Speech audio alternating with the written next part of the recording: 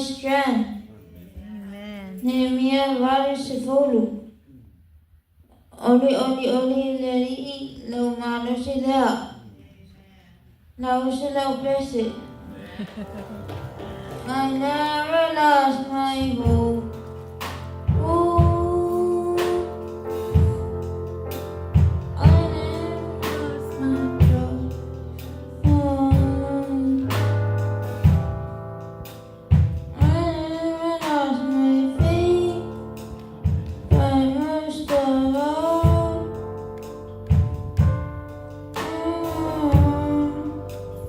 I never lost my grace. I don't mind if I'm lonely.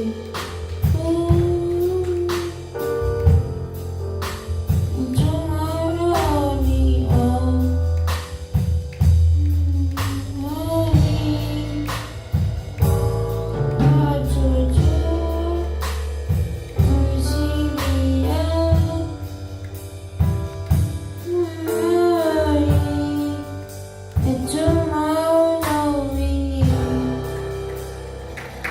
Sofa Yesu. Amen. Amen.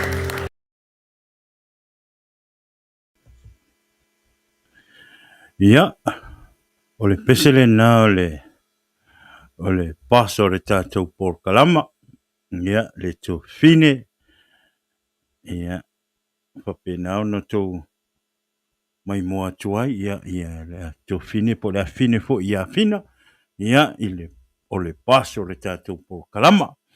Ia, vi ia le atua le nea fiafi.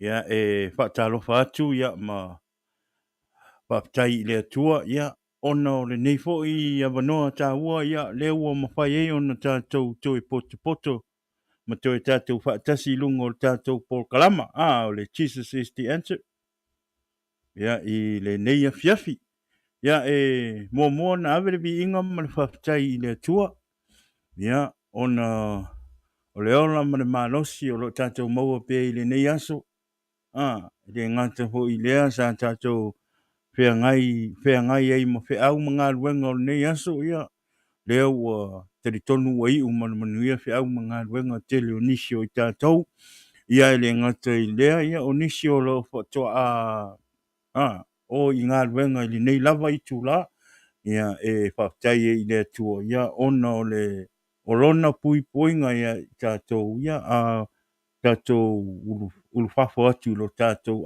inga ma tātou o i ngā lulue ia i le nei aso o lea ia o le vi inga mawalunga nae ave i le tua ona ia here o eise tala fo ina le whaapulpule vale e o tātou loto ia e le ngata i lea i whaftai i le tua wai umanuia le nei aso i fi au mga luenga ia i lewa mai fo i ona maloro mai i ngā luenga whaftai i le tua i le nei aso ia i lona pui poinga ia te au ia e le ngata fo i lea ia te oe fo i le nei aso a fai sa fai ngā luenga i nei aso leo le nā ia o tonu fo i o tātou mota ia whaftai fo i le tua ia o loo ngā solo lei mea uma ia o lea ia e whawhetai e le tua le ne fiafi whaftai tele i o me tau en tātou whaftai i le tua tele o ho ina leo o le wha maoni o le tua i o tātou tangata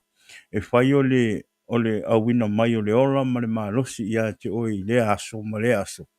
Ia e ola ona pui poinga fo ia te oi molo a inga.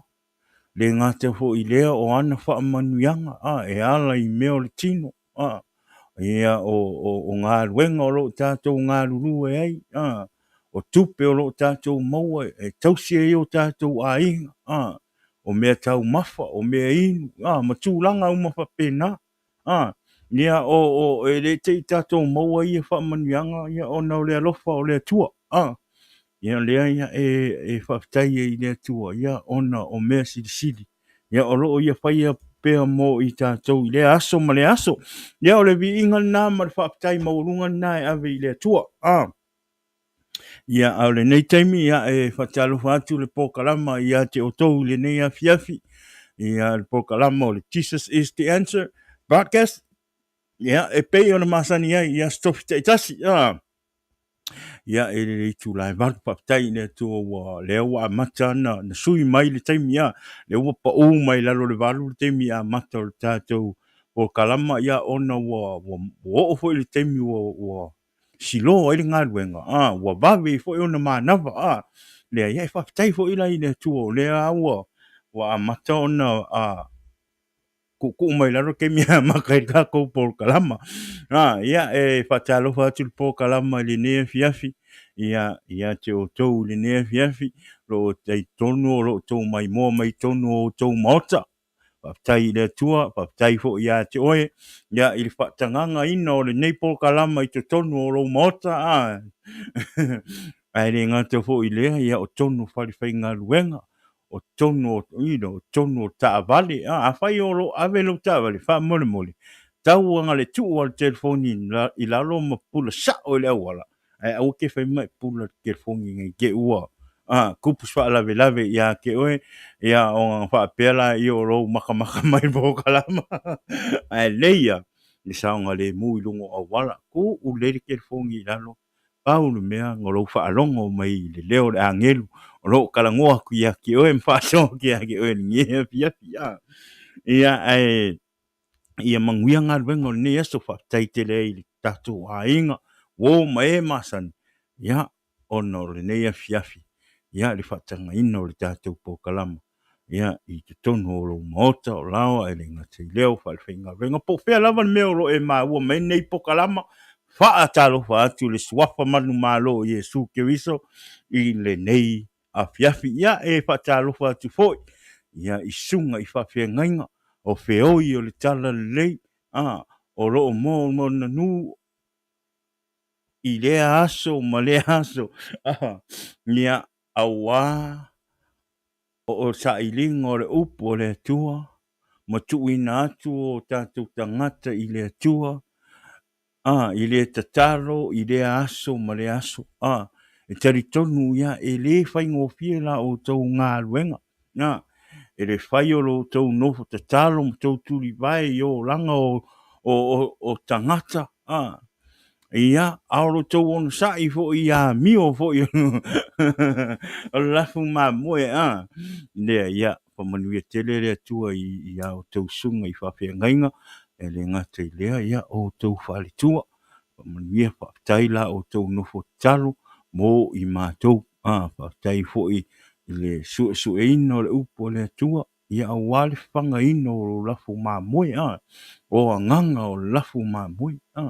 o le whamanuia tele le tua ia te o tou e le ngata i lea ia whataro whatu le tā poukalama ia i le neia fiafi ia on saula ia lau whataro ia nei o mātua o tātou tina mātutua o tātou tamā mātutua si o tātou watunu o loo i Samoa o Amerika nei o Australia o New Zealand so se mea lava po fea lava le ngei laurangi o loo iai o tātou tamā mātutua ma o tātou tina mātutua o si o tātou atunu o Samoa whaatalofa atu ma whaamanuia le atua i ate o tau le nea fiafi amen whawhetai i le atua ona o la fo i o tau ngā ruenga whita o le tāpuai o le whaatonu o le ainga e le ngata i leo e tau o tau tatalo fo i mo tama whanau ni le aso ma le aso lea whaamanuia tele le atua i ate o tau ia tātou tamamo tātou tina matua ia i le nei fiafi whawhetai le langolango mai whawhetai le angai mai lungo o tātou pokalama e whaalongolongo i le upo le atua ina ia whaamalosia i peo o tātou wola whaaleanganga ia o tātou wola masoifua pea i le nei lalo langi whaingata ia ma le nei o langa whaingkaro o tātou iai o lea whaatalo whaatu ia te o tau tamama tina matua ia o si o tātou atunu. Ia ele ngata i lea, ia whapeo tātou ainga. Ia o wō mai māsani. O le tātou polkalama i le nea fiafi. Whamanuia le tua mwhatalo whatu polkalama. Ia te o tau i le nea fiafi. Mā lo le whatasi mai, whatai fo i le onsai. Ia ele ngata ho i lea whaatai fo i la o tau nofo talo le tātou polkalama. Lo o maua pea le mālosi ma le ola mai le tua ona o lo o tau nofo talo ina ia whape nā ona mālosi le sau o le tātou. Le nei foi au na e wha mālosi ia te o e mata ma avatu le fina ngalo le atua e tātou te tatalo noa i lea stofi ma lea stofi o lea. Whaatalo whatu i o tātou ainga, ia uo ma e masani o le nea fiafi, pa manuia le atua, e a mai le nei vai aso. E a mai lo vai aso le nei, le nei vai aso aso ngā fua, kau mai lava le nei astofi.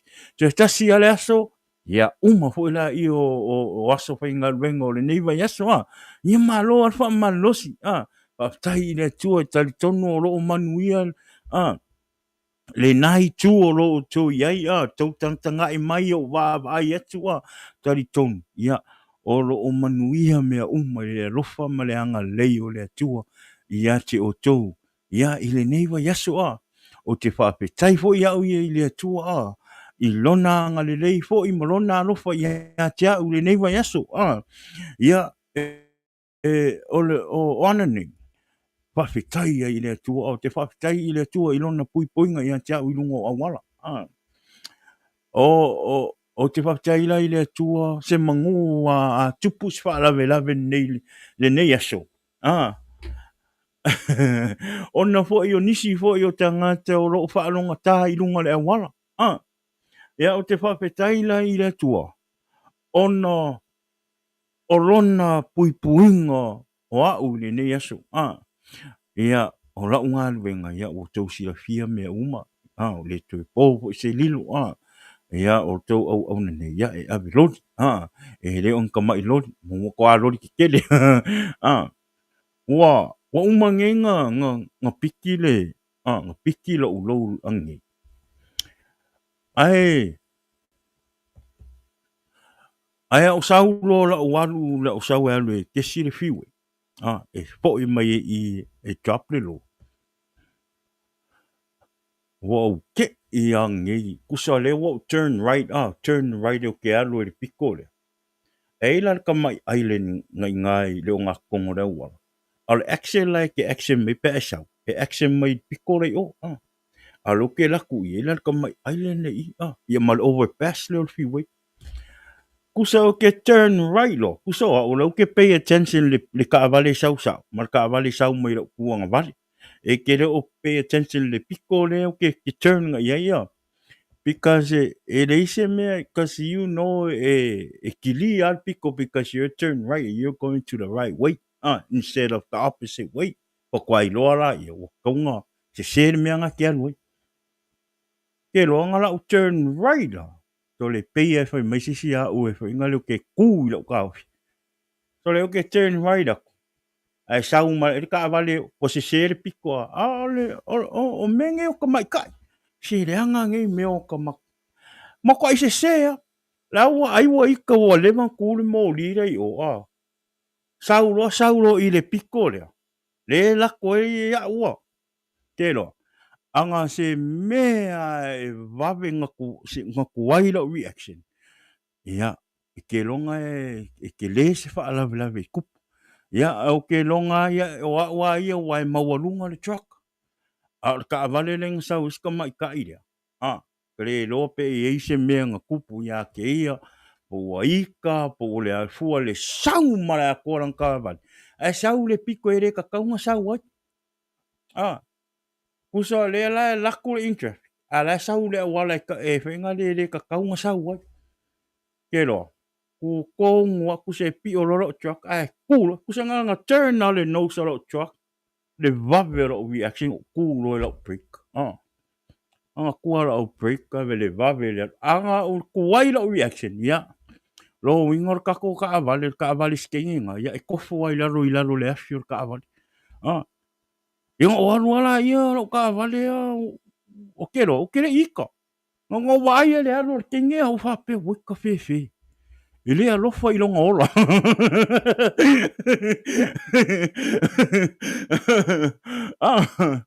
o ke fa fe kai ai la ke fa kai le li Wanga i loa le leia ele ali. E leo se kaiminga e kaunga lua ko e maka inga lea. E loa le leia ele ali. E whai ore se se ore mea ore maka inga le se se le awala wasau ai.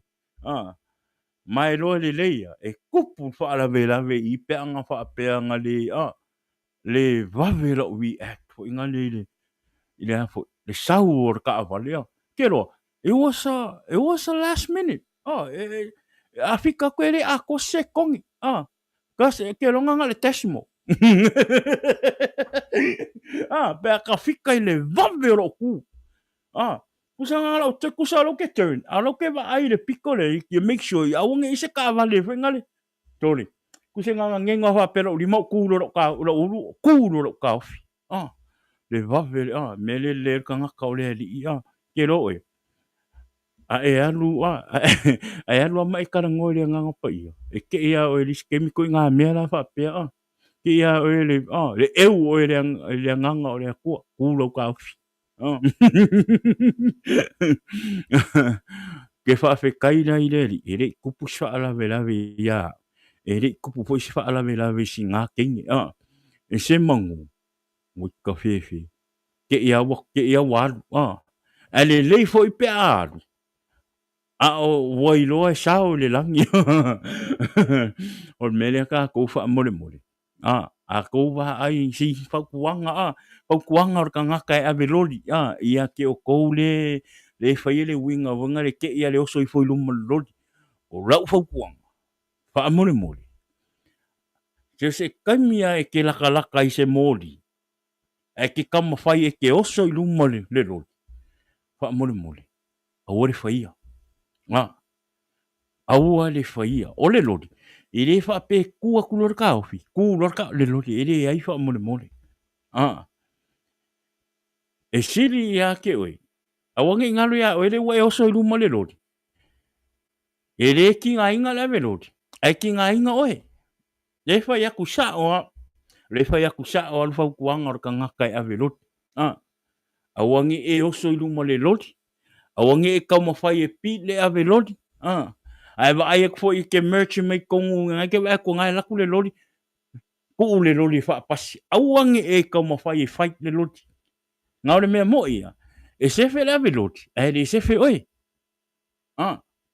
awa e fika o le ma fa o le lori ia o le ma losi fo i ngau la ve ri ka ngaka pe ko ma fai e oso mai kongu e pi le lori pe ko ma fai fo e o le ke me traffic ai awange fa peke va aku ska mai cap ngal ka vale le luma male lori nga e punga ile fa fo se ko kong fa mole awor fa ia fa mole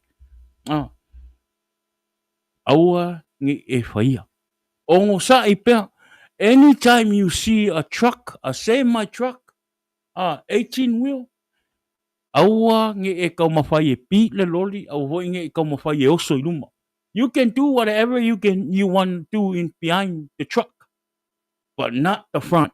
Fa mole singa fo kuanga nga ve lori nge pia. Wa ke fa fe kai le ko. Toli. Fa kai le ko nga ile kupusa la vela nge ya u ya masi ma finge fo ka le lo po le an ma fo anga wo se le piko sa wai. Po le me waika, po le me misa. Po wai po le an me wo ki nga le finga nga lo singa kengi. Po singa fo i kofingi.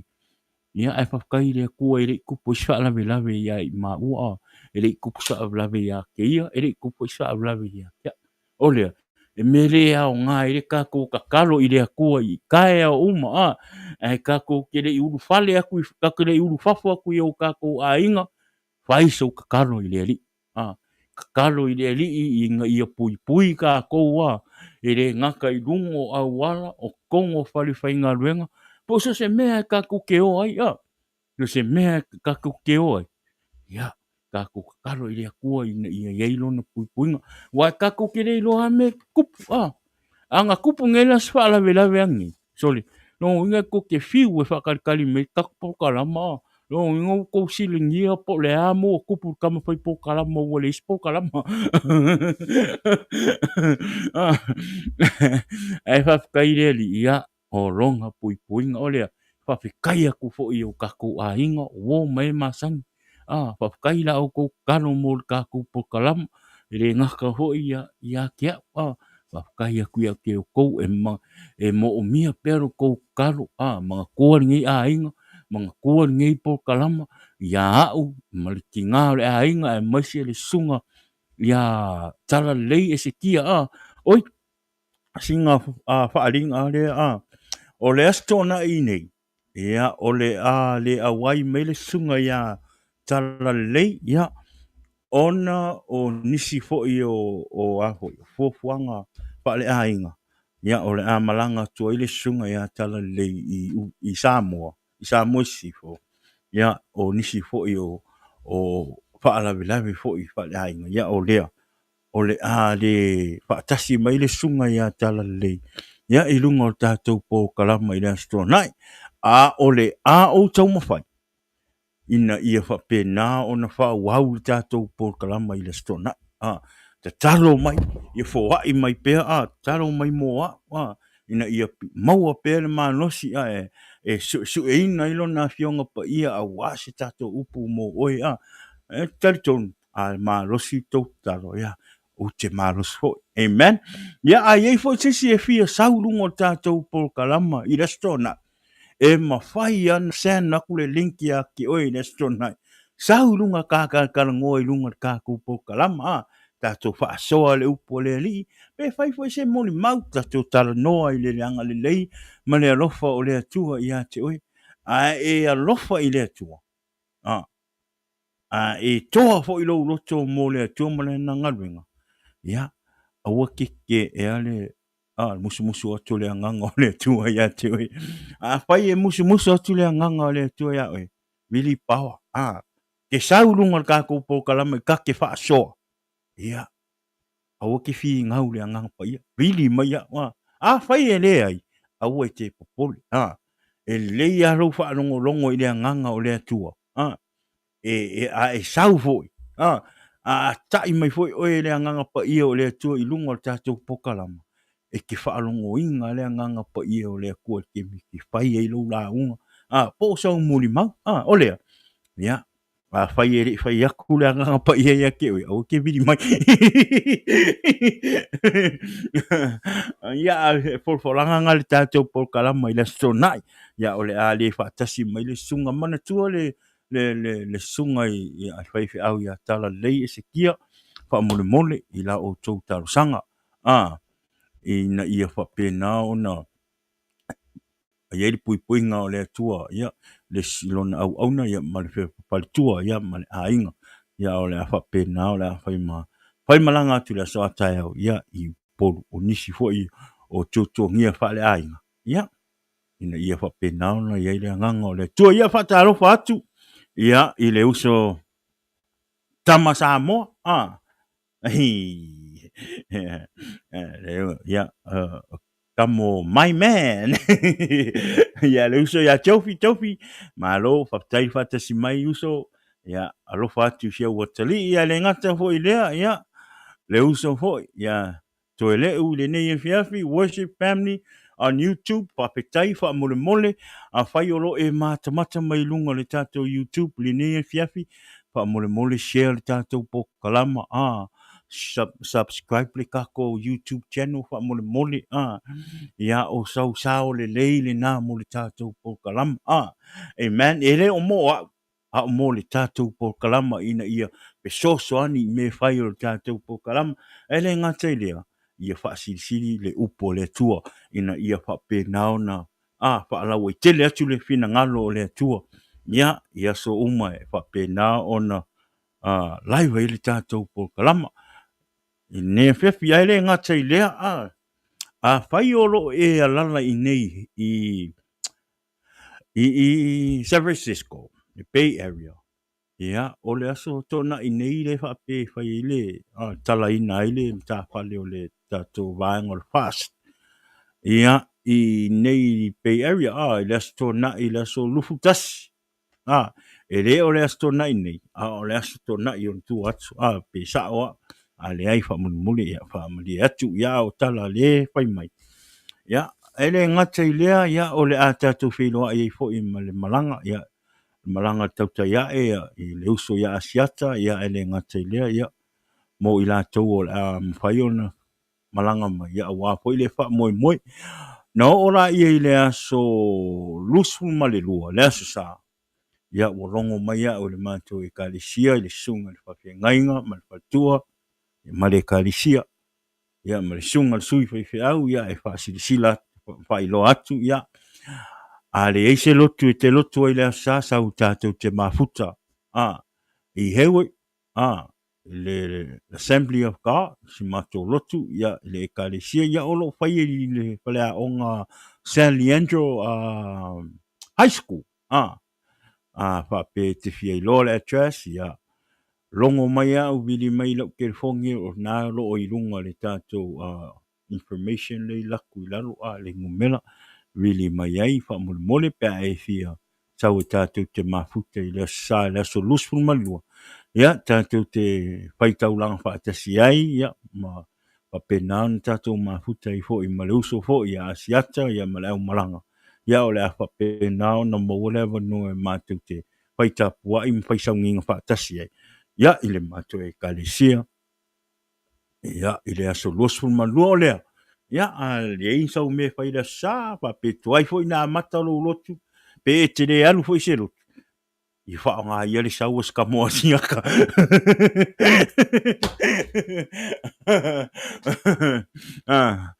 ia nga ia le malanga mamau me ngai uso yo asiaka mangai kamai i wola e sau ele loku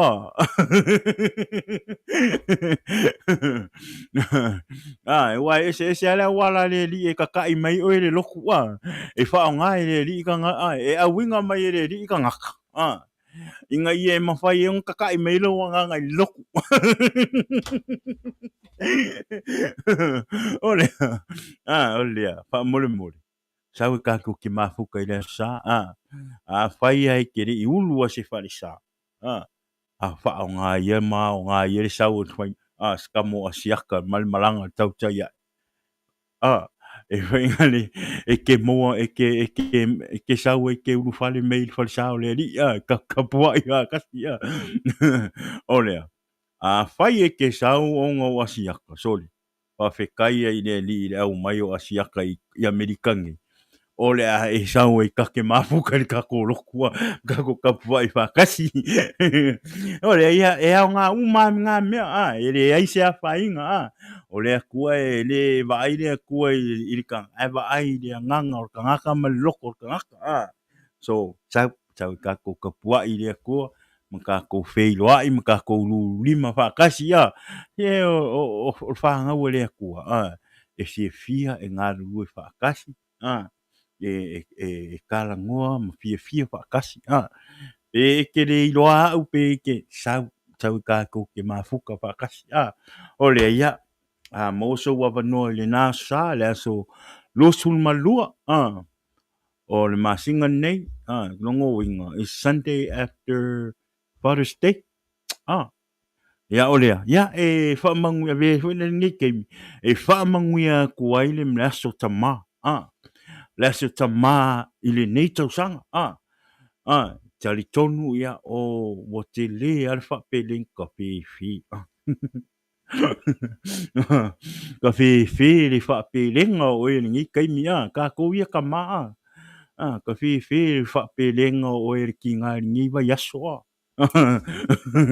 na makka mai ale makka mai yang wan se yo o mai le ngi kai o le vai aso lenke na maka mai au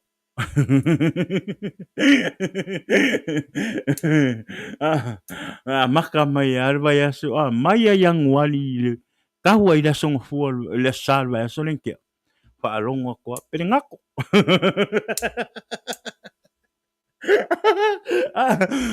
alo ko perengako alo nga ko eleu Toile anga kwa wo le song for version ke io falo honey ke ia wo ke ia fa mai o lo ko lo ya o ya mai Hon, what you like to eat?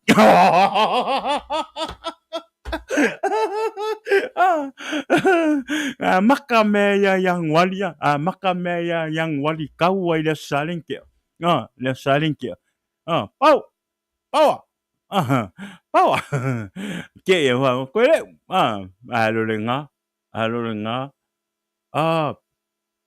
Yofi ka o mai la kai ngo nga o le sa le sung fu le fo kwa umok ni have a good day at work, hon.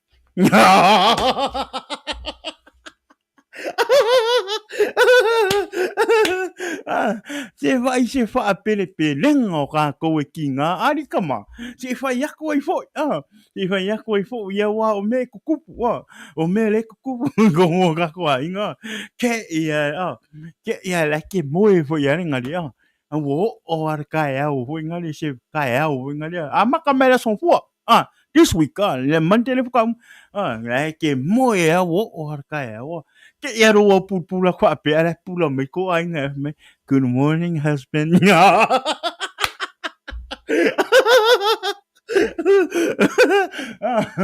anga maka mai ya yang wali la saling ke sorry masih me penga melia enjoy your time ka ko kama while we at it this week edi oras kama enjoy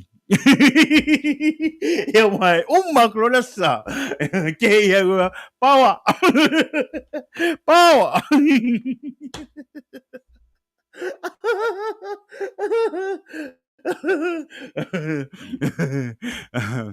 me ka ko kama ya enjoy le vaya sol vaya stama si puleal me foi mai tina ya ti we wangi e fai no it's okay yo le yes sar kali yo no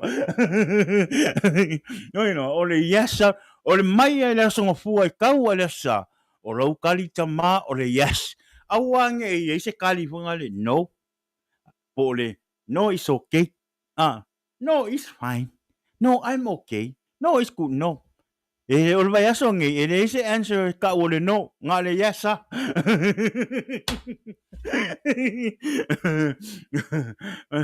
oi no ta teu tama ya ya wan me mo ya tori yo fo i lau sau ngi ngai la sina tori o aula lau kala sao nga maka mai ile yang wari kau le stina le fo kwa umwa kwa ele misi ale hani al kamalo male lo mar kun moni ngal kamalo en foi kan haka e lofa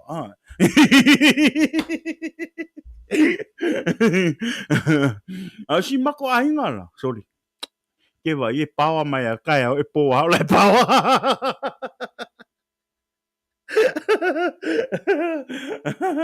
Olha, fa manguia ku le stama manuia tele le su stama le nei tau sanga I tama uma o lo o le la rangi nei ia fa pe nau na fa manuia tu le aso tama le nei vai aso ya mai le pokalama o le Jesus is the answer ya ile nei ya fa te alofa tu fo I se enti ya vaika fa si mai lunga le tātou Facebook le ngaka I lea ia le uso fo ia Sam ia fa manuia le tua Sam manuia le stama le ngata fo I lea ia le uso ia Joe Peteia thank you for tuning in happy Father's Day manuia le stama ia awani ngalo fa mole share tātou po kalama I lunga le tātou Facebook ia le ngata I lea subscribe le tātou YouTube fa mole o le tātou YouTube ngai le link ngai lunga le kako le ukala le kako por kalama ia pa manuia le tua pe ono fa yatu tama o le kali ar va yaso ngai o le yes yes le me ho ngale lai ke lo nga ke mga o okay yes le me ho ngale why this ke me tricky o kinga mo la ko me ke me tricky ka ko tina ye makapoko e kama ye makapoko yes le me ho ngali ngai ke lo ngai ke ngau ngai ke mga o Oke yes le me fo nga le fe merkinga a me o le manga o yerkinga ole manguia tu le sa ma ya ya ile nei aso a mene fa mele uso ya cho a mene malo uso fa manuela stama amen yes via le tuo tai fa tsmai ole ya fa manuela tele le tuo le stama ya ile nei sa ya ole ya tatu fofolanga na mantua le so lufu lua ya le sa tama ale sa yon tu atu ya mai tatu te mafuta fa tasi tātou whai tauranga whaatasi ma le i le atua. Ma tātou ruru lima, ia ma tātou whai loa i fo ia i le uso ia asiaka mo o tau uma i le i whai loa i le uso. Ia, a le ngata le umalanga o mai tātou te tātou whai me whaatasi, support fo i ngai uso, ia wā whai lātou whai malanga mai. Ia, whaatai fo i le atua, ni nei vai aso, ia. O maua mai fo itala i Samoa ia e ala i cases miwa ia pa tai i le tua so se mea moni e ia le tua e tali ia le tua i mea moni ma le fa maon ia o ele o stangata fo ingale ingale o te fifi i fa longo i mea fa politiki mea fa penga ia ai o te le into kele fo ingale into deep o ngai whainga le o ke ia wai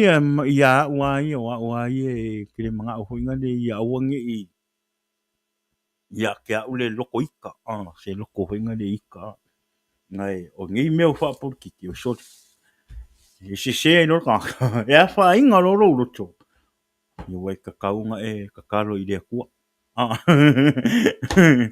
i wai kakaunga kakalo i le kua eu no foi tu wa mel au por titi au por kik pau ka ko mel ka ko support le me mongi ma tato tu i le va ka kalo mo ka ko fainga malo ia mo le tato fainga malo le fialo fani ma le mata u i le tua nisi me ese la ufano no ma e fainga le se tala no i me le awane i ti ngai se fina ngalo po se lo tio e apo o le sawa i le politiki lo i le kemingi lo vai samo o lona fa no o le malosi o le politiki ua malosi fo i le ka o le fionga le kua o malosi le ka o le swafa o le kua i kongo le politiki o le isi kangaka ki ngā ngai loa se le mea lai fai. Ele mongi le a mi o kongu le mea lai fai. O kere o ka ua kuse ngos ka ngaka po o le. O le fai laua i kele lau kala. O le mea le ua kairongi. Ki ngā ngai loa ele isi ka ngaka se mai le moni. So le ka ua le a kua so. Ka ua le a kua i mea uma. O ngai ka uma ye. Ua le maka usa moa i le kua. Mea mongi a. Whaamalia kua. Whaamalia kua. Ai onga o le upo mongi. Ua le maka usa moa. I le kua. Ka ngaka ia wa e whai oko. E ka umai a kako. E au fia umai a le kungu. Ngai le isau le kua isi ka ngaka ko kasi sa moe ko kasi. O le kua nga sau mo ka ngaka uma. O lo ufa no noangana. Ma o te tatalo fo i le tua. Ia fa pena o na fa alia pelo na mi o tonu. Ma ia fa pena o na. Faisia o inga. I tangata o lo faia pele mele. O le ulangia o le atua. Pe ua fai ma masani le tau o le suafa o le atua. e alo e se mai ai. Ma mea pepelo, ma mea fau o roo tau mawhai e whai. Awa ne ngalo ia te oto. O lea tua e re ulangia. Amen. Pere o atu le toa sā o lea tua ia te oe le taimine. Wa e ele taimi. E ele taimi. E ele taimi o lea tua mo oe. A whaila ua e māta mata mai le nea fiafi. Te talo mo sā moa. Le ngata mo sa mo I lo I sa mo. A o sa mo ummo I lo I sala lausolo nei lang. Ia tātou maua le loto wherfani, ia tātou maua le ola wherfani ma le loto alofa. Aua fo ini a vea le polkiti sa mo ma mea ua le iloa le vā. Ua maua le feitai ngai o lisi tangata I lisi tangata. O sa moa, whemai, o sa moa e whaavai I le tua. Longo winga. E te tau fo I la ona wha le tua uma o tātou tangata. Wa a kau le whaavai. O sa moa e whaavai, longo winga. A whai o e sa moa, o au sa moa. O kako wolanga, moro kako wola. E whaavai I le kua. So e te tau ona wha le tua o tātou wolanga, mo tātou wā mio, mo tātou mawhauwhaunga, o mei te tonu o tātou loto, o mea umai wha te tau I a te oe, maau e te tau o na wha le tua. Amen. O lea, tātou te talo mo si o tātou atinu I Samoa, le ngata I lea tutuila. Samoa uma. Tātou te talo ina ia wha. Ia awane I malosi le nganga ki Apollo. I tangata si o tātou atinu. Ona ua sawa sawa. Ole makua I sawa sawa le ki Apollo I Samoa le kemingi. Apa e te le malia mai lau tala. Pa malia atu pa ole isa tu. O le tala mo. O sawa sawa le fili I tupulanga. Le ngata o tupulanga. O ainga, o ulu ngā lii. Ko I whakau a ngā ki Apollo tangata Samoa. O lea, tātou uma tangata keusiana. O tātou uma o kangaka keusiana. Aua ne I vai lau te talo I lea tua. The only way for us to bring Samoa is the way it used to be. O le tuli vai matalo I lea tua. Amen. A maka mai ai. A maka mai I au ngā lea kua. Amen. A maka mai au ngā o lea kua. Uma au ngā o lea kua. O makai o nguu malarafanga. Tupu mai o Samoa.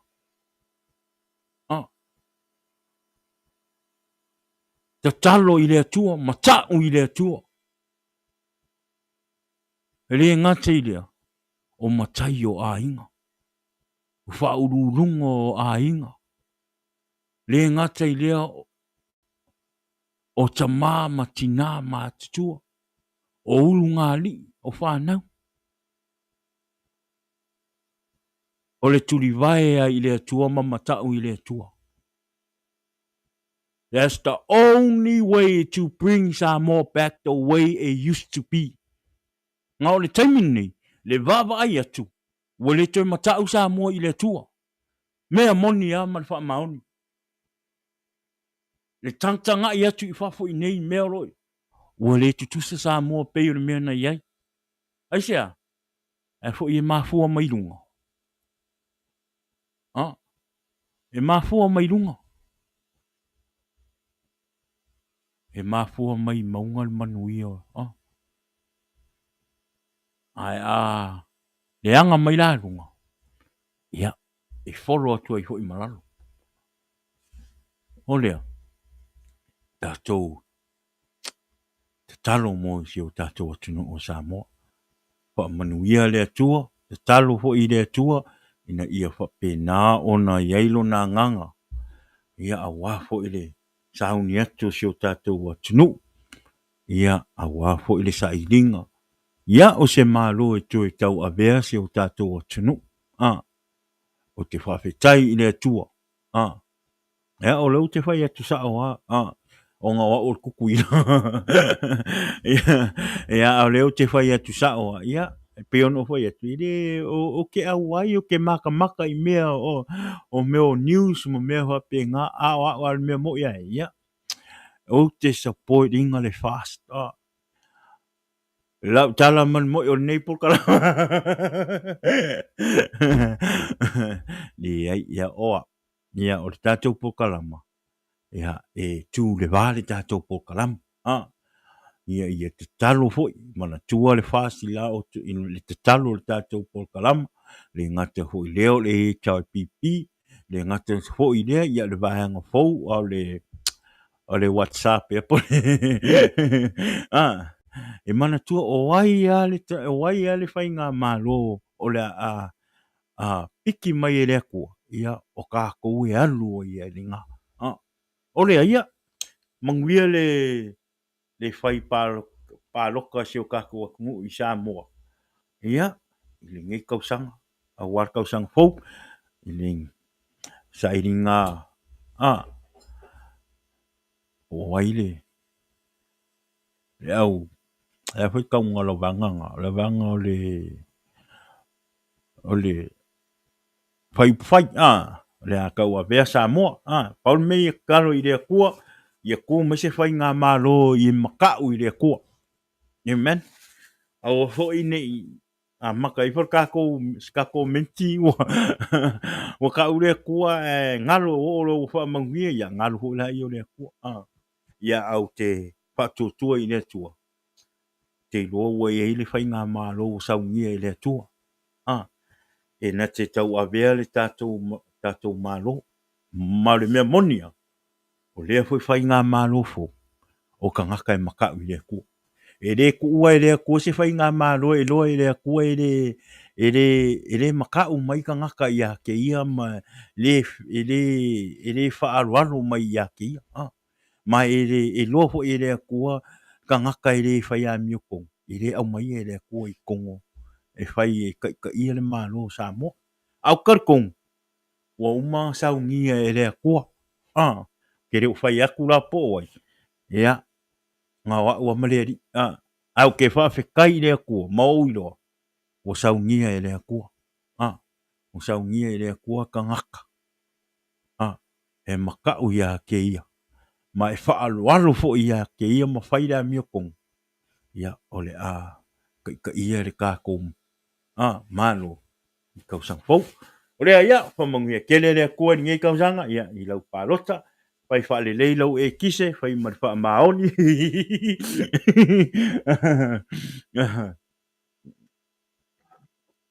ia ai karikong ia wala vai e kala ia whafkai lea kua o lo kako maua whakalofa aku fo i se uso ia ano malo uso mangia le kua ia ke oe ni ngie fiafi fa tai fa te simai lunga lo tatou pokalama ia ai o le nei afiafi tari ton o le la tatou o le tatou ufa manos ia ina ia pape nauna tatou fa alongolong ia po le ale fina ngalo o le atua mo oe ma ui le nei afiafi e ana ilona upu fa malosi o uma ona o sa ili ai le atua ia ina ia fa pena ona fa malosi ia te o i lo wola fa le nganga ai le ngata fo i lea o lo toma fai e au mai lo wola i le atua ia matalia Yesu e avea mauali i mau fa hola o lea la tatu te talo i le nganga pa ia ina ia fa pena ona fa tasi mai nunga awalon o pa malosi le nei a fiafi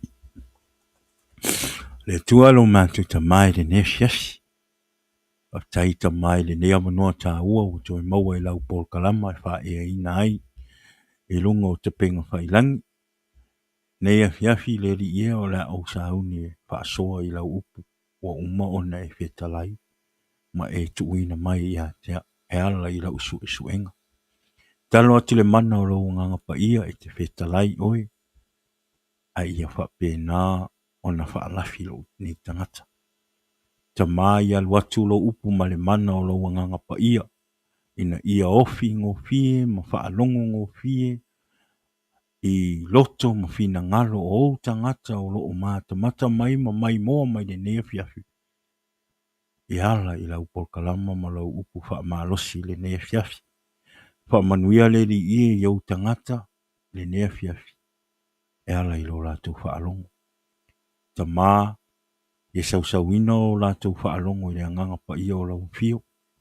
Awane i ai le li ie, se anganga le anga, i tau mawhai e wha se o lātou wha alongo, ma o lātou mawhauwhaunga. Ai e wha pēnā o na pui pui ma sausawina o tangata i le mana o lau anganga pa ia. Ina ia pa o lau upu i lunga se lau e ele po se loto lele i le nea fiafi. E ala i lau upu. Mi ia oe tamā, wha petai te lawa. Amene, amene. Ia mi ele tua. Ia o tari tonu. Ia o le ala tatou o i le upu o le atua i le nea fiafi. Ia o le nea fiafi ia o tari tonu. Ia ona o le aso nei vai aso. Ia o le vai aso tamā. Ia o le nei fo i la fiafi o le a te leo ona tātou tala noa. E whātatau i o tātou tamā. Ia o se upu e wha malo se o tātou tamā. Ia e le ngātai leo tupulanga tama tala bau. Ma tamā o le whatu a tamā. I le nei fiafi. Ia o le tusi la o le a moa mai le tātou tusi fai tau o le a tātou whaasoa i le nei fiafi. E moa mai lea i le tusi o Iosua. Ia o lona fai upu, Iosua ta upu mua mua. Iosua ta upu e mua mua, o lona fai upu mua mua. Se io o i leiva. Iosua lona mta upu mua mua, o lona fai upu mua mua, pa angata mai leiva. Ia o le a o fai tawina. A iei fai sau tispa ia, ia, su ifo lau tispa ia, fai tau ai. Ia ma e wa ai ei a o launga i natu pe tātou te wha malosi a tilo na upu le nei a fiafi. I le nei a fiafi. Ia, fai mua mua. Fai mai. Ua mawae le oti o mose le au auna le ali.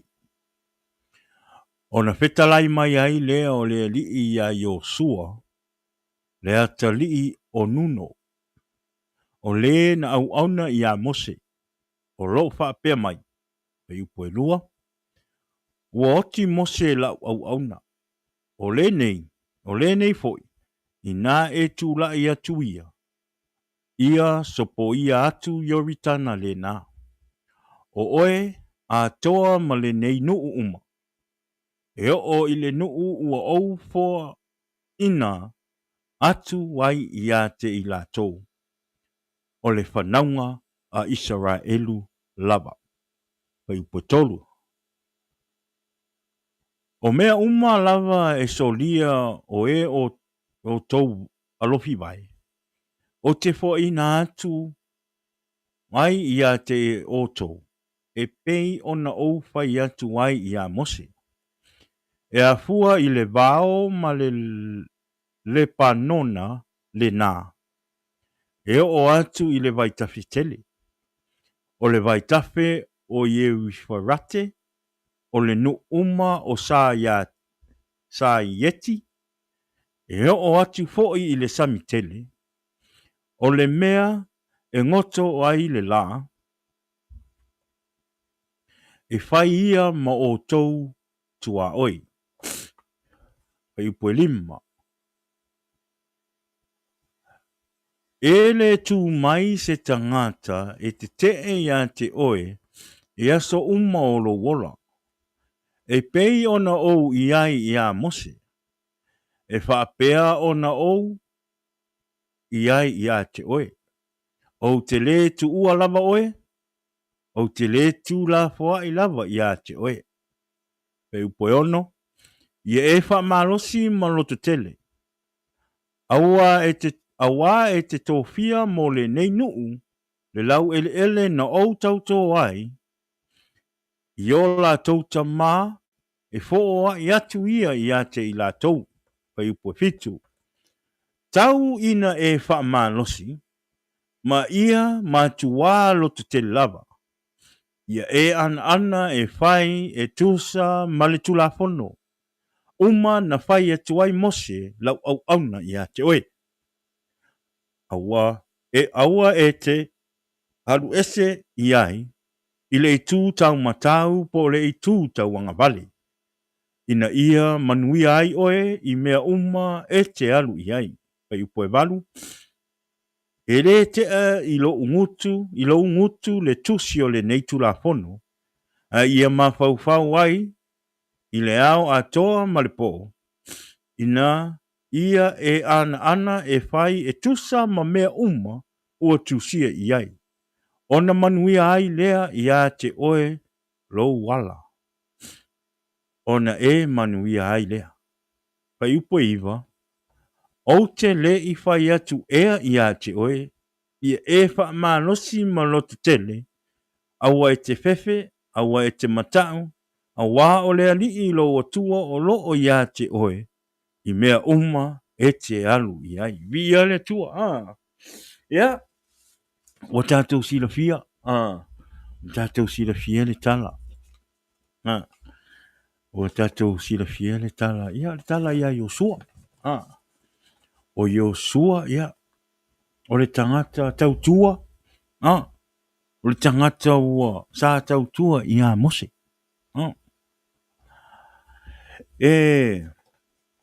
O le alana ina ua maliu Mose. Ona tofia la ia pe ona wala awina le ele atua. Yosua. E sau e nati taile. E nu o isa la et. Ina ua oti Mose.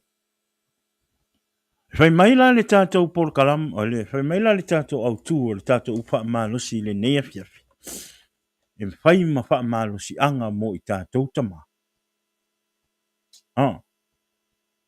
Fai mai. Tama, le maa ngai on, fai mai. Tama ua uma ona tofia tātou ele atua. O tama, ua tofia ele atua. E fai ma tai. Amen. Rongo winga. Tātou tama, ua tofia tātou, e ua uma foi ona tofi ele atua, ma whatu langa lona pokalama. E avea oe tama, ma ule tama, e fai ma tai. Amen. God already choose us men to be a leader. Amen. God already choose us men to be a leader. O le ale whamaoni po le ale. Ea o le avea I o tātou tama, o tō fia I fo I tātou tama e whaima, ma tai.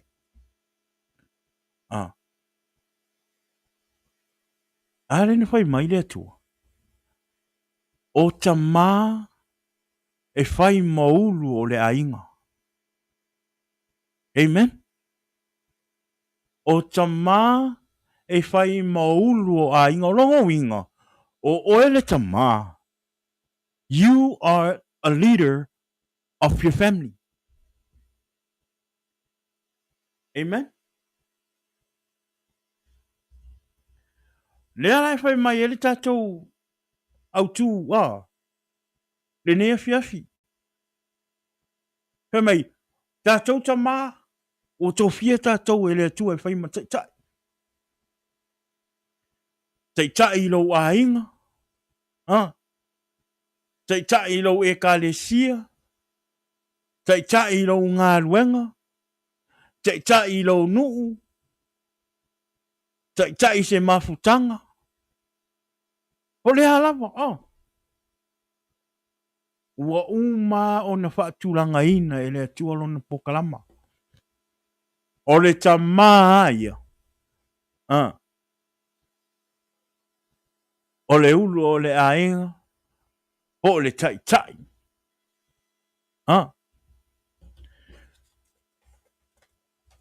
Tau ela ma le tatou. E tolu I have 3 points ai. Kolu ia point o le tatou.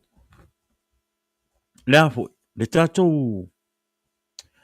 Ufu whaasoa i le nea fiafi. Na saula i e le point momo. Pai mai le point momo. O le ala i le pule o le tautua. Amen. Mana ia le whaupunga. Le tele ai na tātou. Na whai e tātou. Tele na whai mai i tangata. Fio tātou atunu. O matai. Whai launga. O le ala o le pule. O le kaukua. Amen. The way to become or to be a leader is to serve.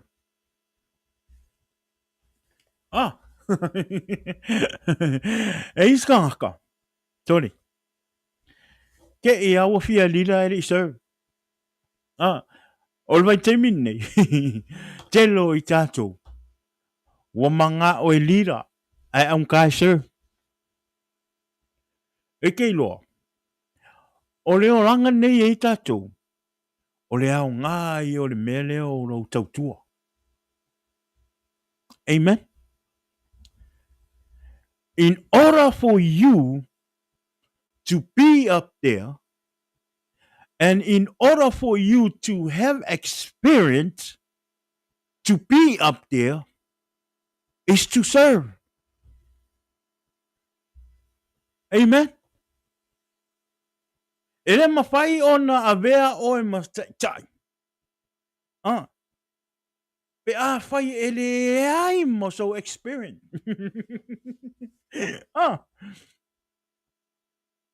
Ele mawhai ona avea o e matangata tai.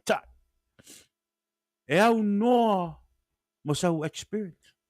You have to have experience. E te tau ona iaiso malama anga. I se tūlanga, mawalunga, o nā e te manao e te au iai. So in order for you to do that, is to serve. Pei o le aonga. Ave o tātou whanau le aonga.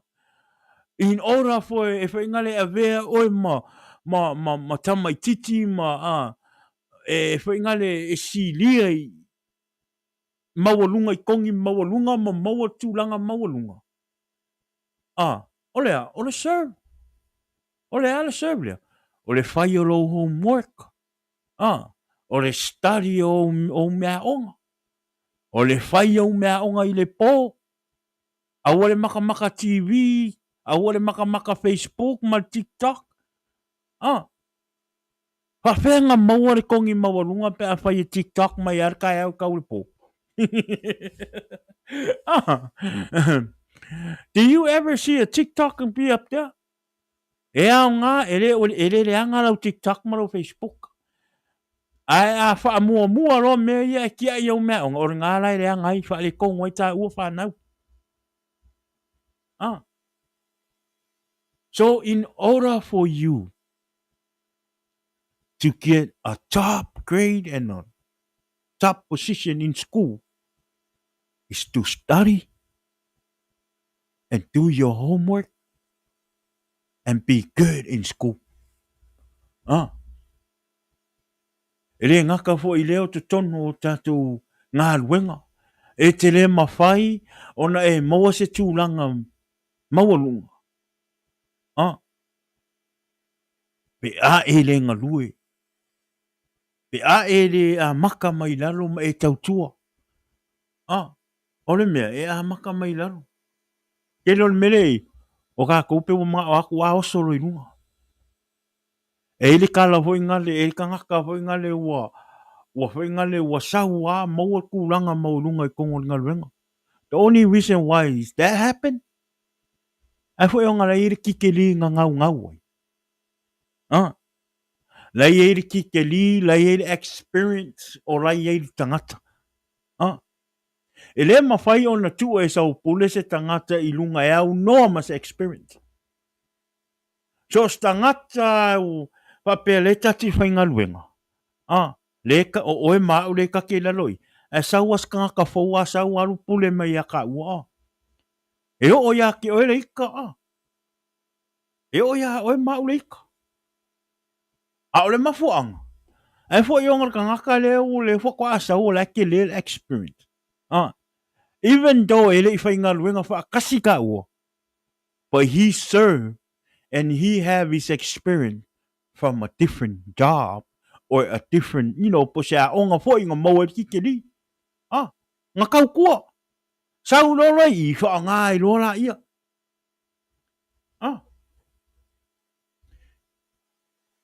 E au ngā le kau kua. E au ngā lo kako wola kau kua. E o fo ilai le ngā ruenga le atua.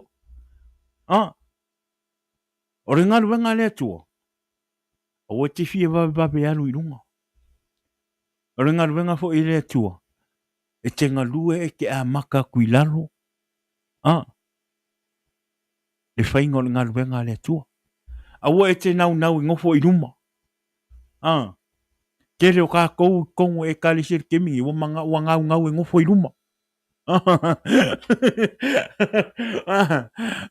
Sorry. Sa su mai lau sunga. Su mai lau sunga e a maka kui kua. A maka kui kua. Awa ke popole fa lango le nganga pa ia o le nganga pa ia o le a feso soangi i a ke oi. E awa ke ngau ke alu i ruma ke pa ua. E le lei alo pa ua le ke pa ui kua i rei loa mai o ngaka. A e pa ura le a ke pa u mai ruma o ngau maro fia vave alu i ruma. Kero, a e pa u. E loa kwa e ka ngaka lo pa u.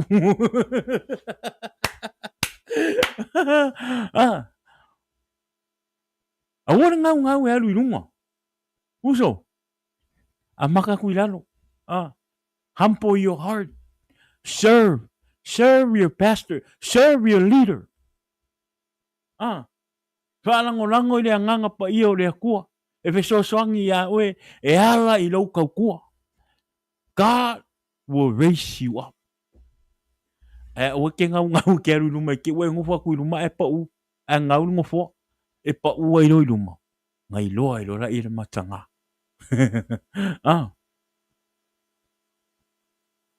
Le ala tātou tala noa i le tala.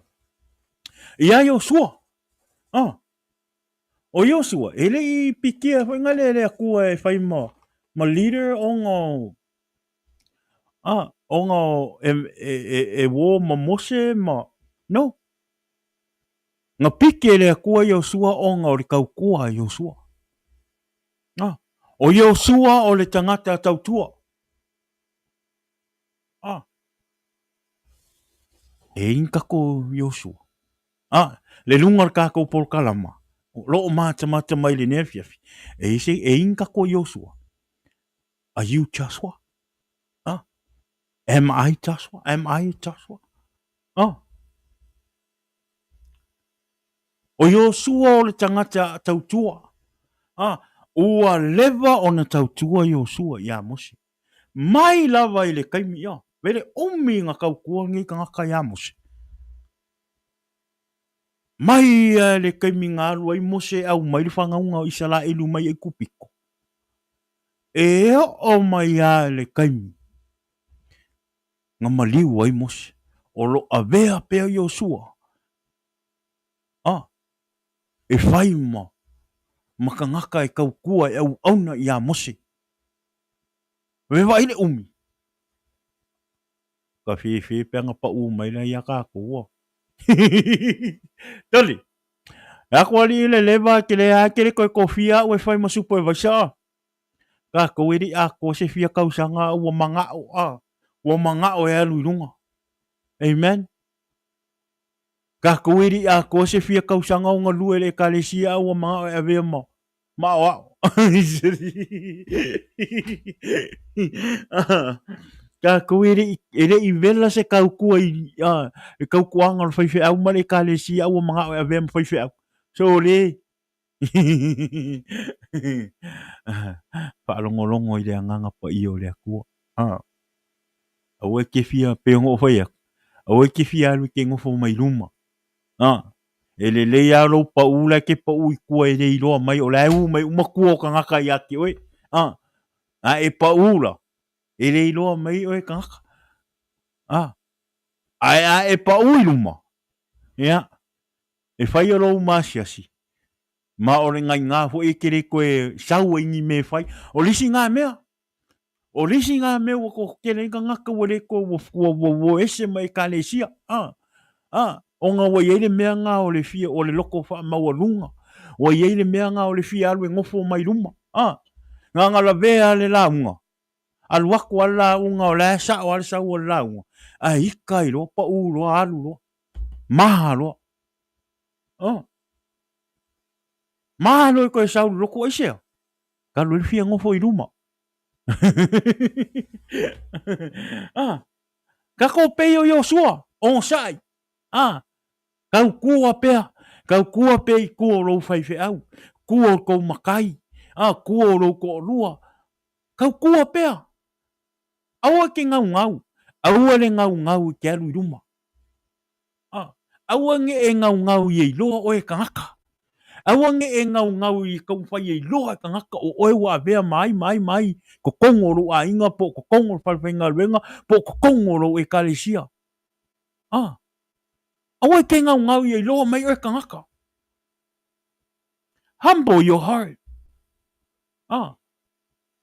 Work behind the scene. Ngau whakul mako a inga sau e po e met behind the scene. Ale ari sau e po behind the scene.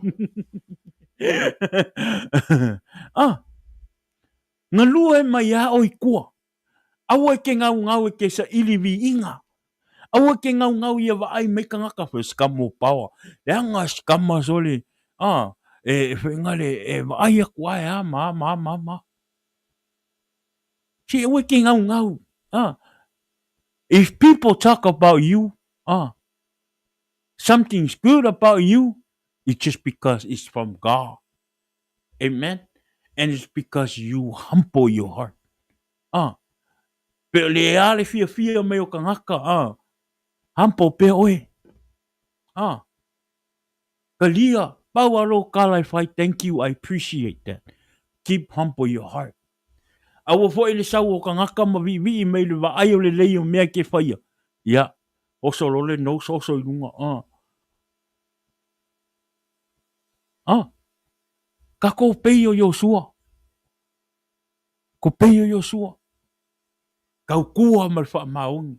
Pe so soangi ia mose. E rei wha alongolong ki ngā.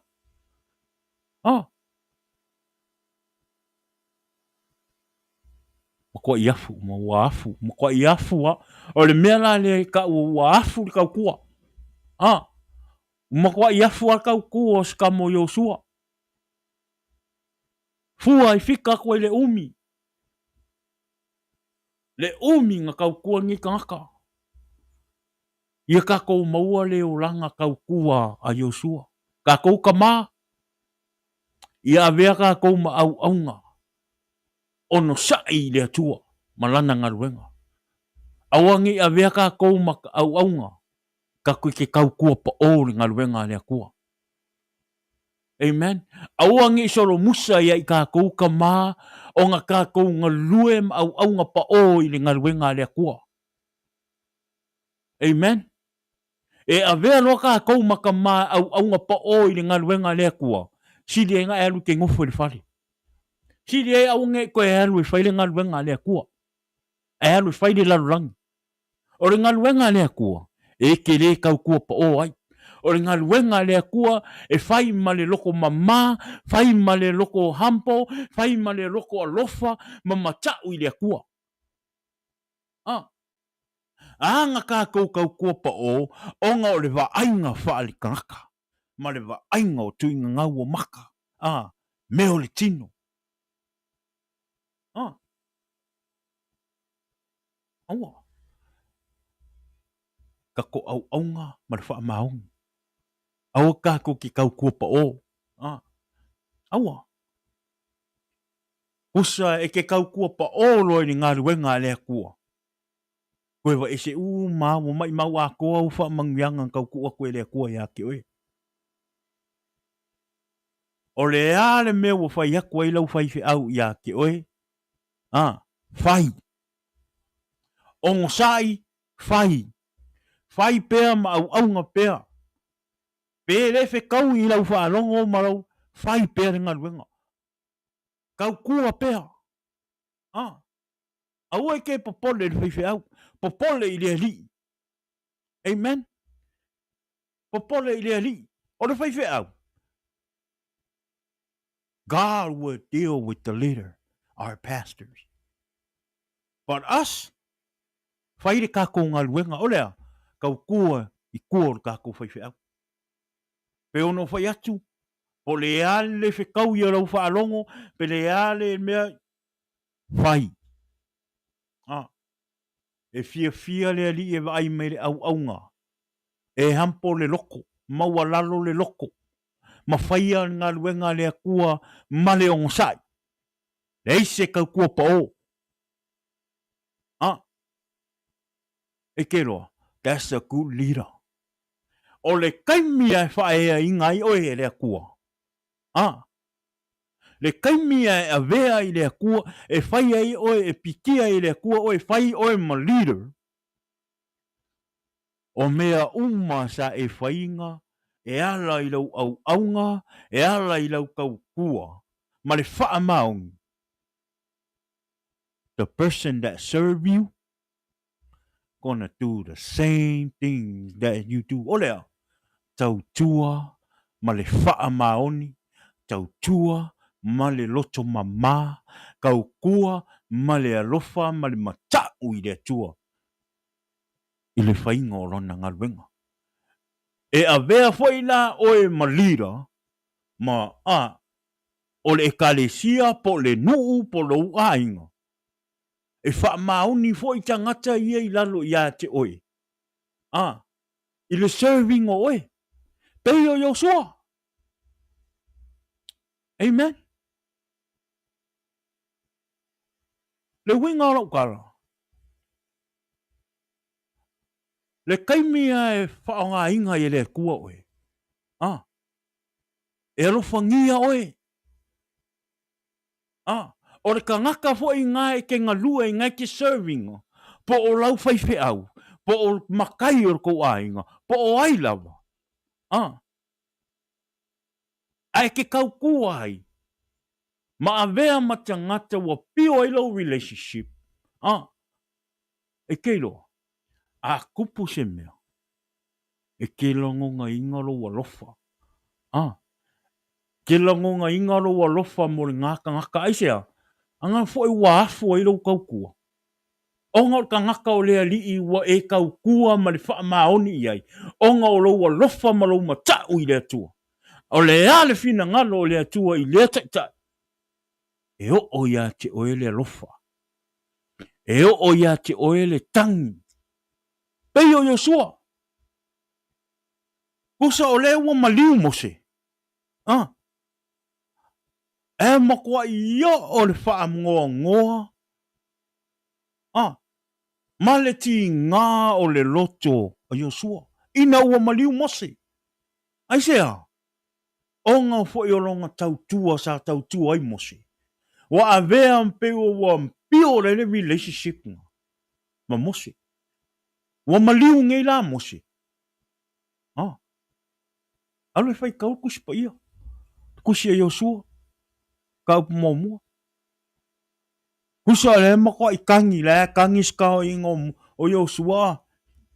Le wa kangi skao ingo o Yosua. Ia e laku lo ma le kua whai ai. Na ue mai ua mawae le oti o mose. Le au na. Ale ali. Mai ona fetalai mai ai lea, o lea li ia Yosua. Mai o lea na au na ia Mose o loo whapea mai. Ua oti Mose lo na au na. O lea nei foi, i nā e tūla ia. Nā e tūla ia. Ia sopo ia atu ia ritana le nā. O oe a toa male nuu, uma. E o le nuu ua au foa ina atu. Ai ia te ilatu, o le whanaunga i sa rili lap. Ele i pikia la ele kua ele i sanga pikia just to pikia. Ia i foi. Ia i o sua. E a vea, ma tai o isa la elu, no. The reason why, because o le au nanga, tautua. O le tautua, ma le wha maoni, a Yosua. Ia Mose. Lea ua wa ai e lo le atua ia Yosua. E ai le taimi o le atua ia te oe. Aua e te nau. Aua e te nau e te alu ruma. Pe o mai ale wala aua le atua ia te oe te le i o ai ruma. O ngo sa i pea. Pau le mea pa awhetai wa iloa e le atua o lau au auna i le atua malana ngaluenga. Sa e whaia ma le wha maoni. A whaia o lau awala au e ke ngalua i kua. Wha mali atu. O lau a ngā wala au mai le atua. O lau ngalua i tua o lau whaiwhi au. Ma ia e wha maoni ei. Amen. Anga wha pea ngai eisi tangata fo ingale. Sa iai wha atasi ma Mose ma Yosua. Mai ale amatanga. Mai e tau tua le leifoi. A tonu e tau piki e ngā kangaka. Ai au ngā pea Yosua i kua le kangaka. A e ona o le ngalue ma le tau tua Yosua i a Mose. Le wala i o ngā piki. O le la e waku le kua, le kangi skamo Yosua. O osolo ngā roto lofa. Ia Mose. Ona foi o lona wo, wa leva ona la mafuta. They've been through a lot. Le ko olua lea. Bill se best of friend foi ngali o.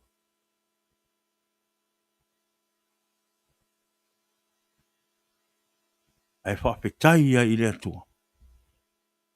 No. Whawhetai i le atua le wha mauni o Yosua. A vea oe, ma se tamā tautua. Awani a vea tātou ma tamā tautua i ngosia.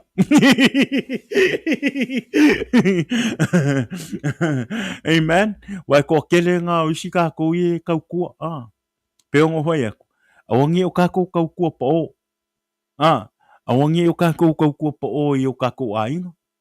Awangi o kākou kaukua pa o i kākou ngu. Me whai o le ngu. Ai whaasisiri e. Awangi e kaukua pa o i ngaruenga le akua. Awa. Awai. E te tautua pa o roi li ngaruenga le atua.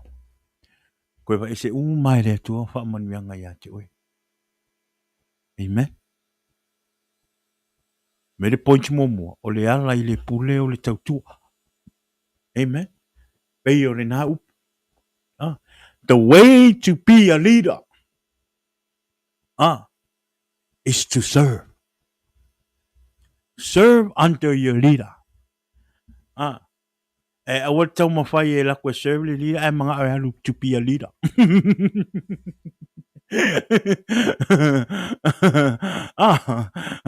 Stop. Awa. O le se mea. A olo le te mi fo e wa ave e ma leader. Please be humble. When you become a leader, please be humble. E awal wha mawarunga. Peonga whea, e le aro pa u, inga leke pa u mai kua. E pa u mai runga, ia. Makwa i masiasia. Kako wha mawararo, mawar kako loko mawararo. Saule i le kako point longo lua kako point longo lua. A ho fo ina ua avea oe malila. I te tono ro a inga, ro nuu mo ro e kalesia. Pe meri kako point longo lua. Aua e te fefe o ro o iaile tua mo e. Amen. Aua nge o kako fefe. A o ina wala a wina o e le tua ilona ngaluenga. Aua e te fefe. O ro o iaile tua mo e. Pe ke le loa se mea. Pe le o oe se tangaka e whai ki ke lima. A o ina wala a wina e le atua oe. Whai le wala a wina e le atua. Ai aua ngi e fefe. Alu e kau kua ni ngā luenga le atua ma le toa o lo roto. Don't be scared. Why? Because e le o stangata olang pikia oe whai ma Nga pikia oe ilunga e whai ma lira. No. O le atua. So that means God is always going to be with you. So awangi o kako fefe. E o ia, e o skamo Yosua.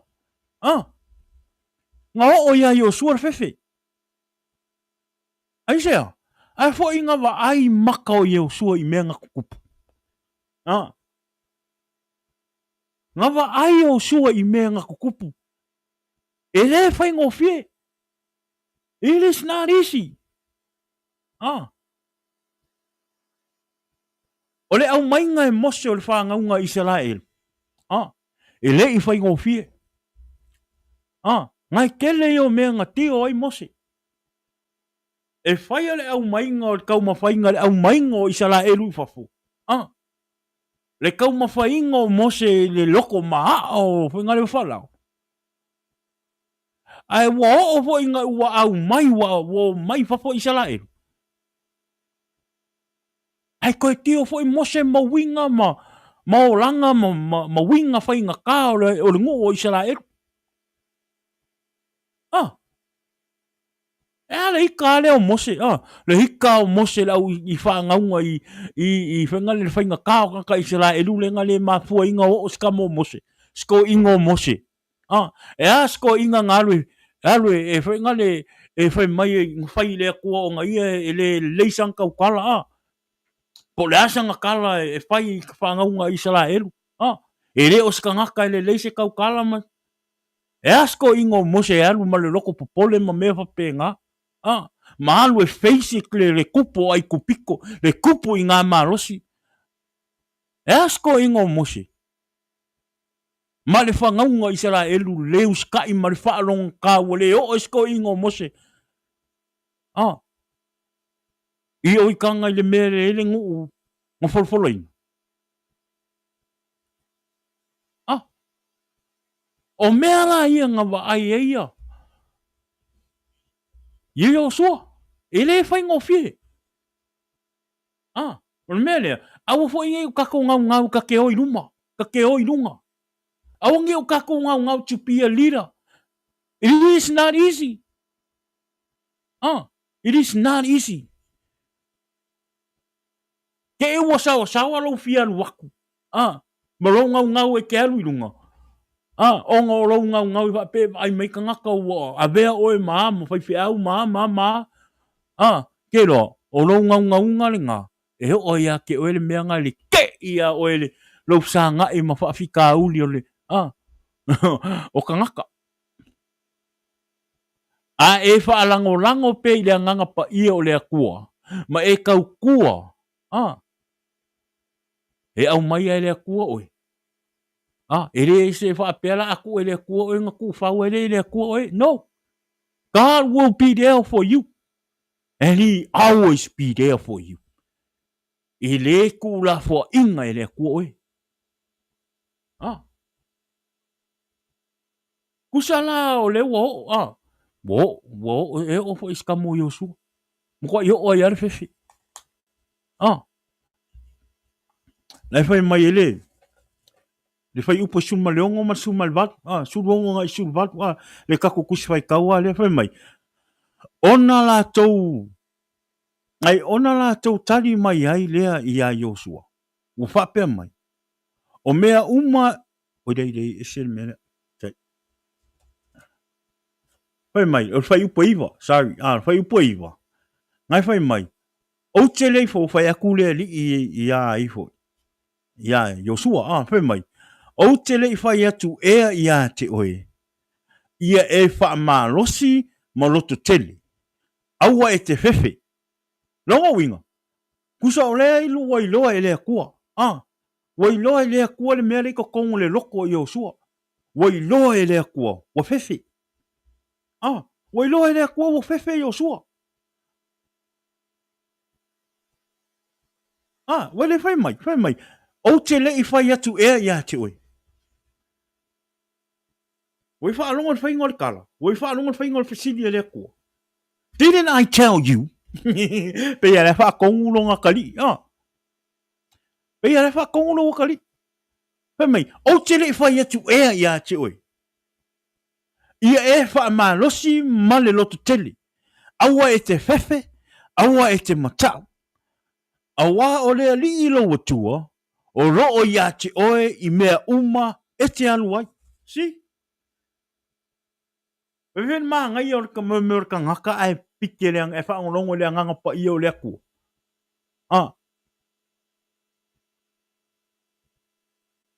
Kofi mai oe lea kua e whai malira. E loa e lea kua mea ngai ko kongo ro loko. E whe soangi fo i lea kua i a ke oi mea ngai ke papole ai. Kusala le ua pike lea kua ia Iosua. E sau e ave wha ngaunga i sala elu. E kolosi le vai o itana. E mai aku lea kua, sole. Pefe lang kama. O aku lea kua. Ala, sole o ka ngaka o le kale sia sole. E pa u, e wha kua kua. O isi kako.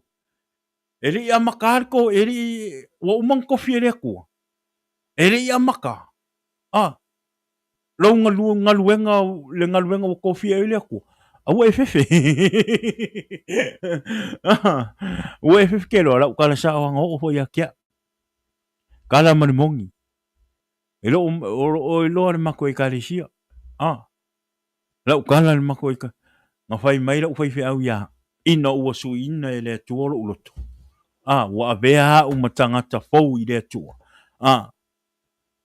Na tala noa mai le matu whai fe au ia tea. Pe a whau te mana e whaisau kofi ki a kongo. Kei loa.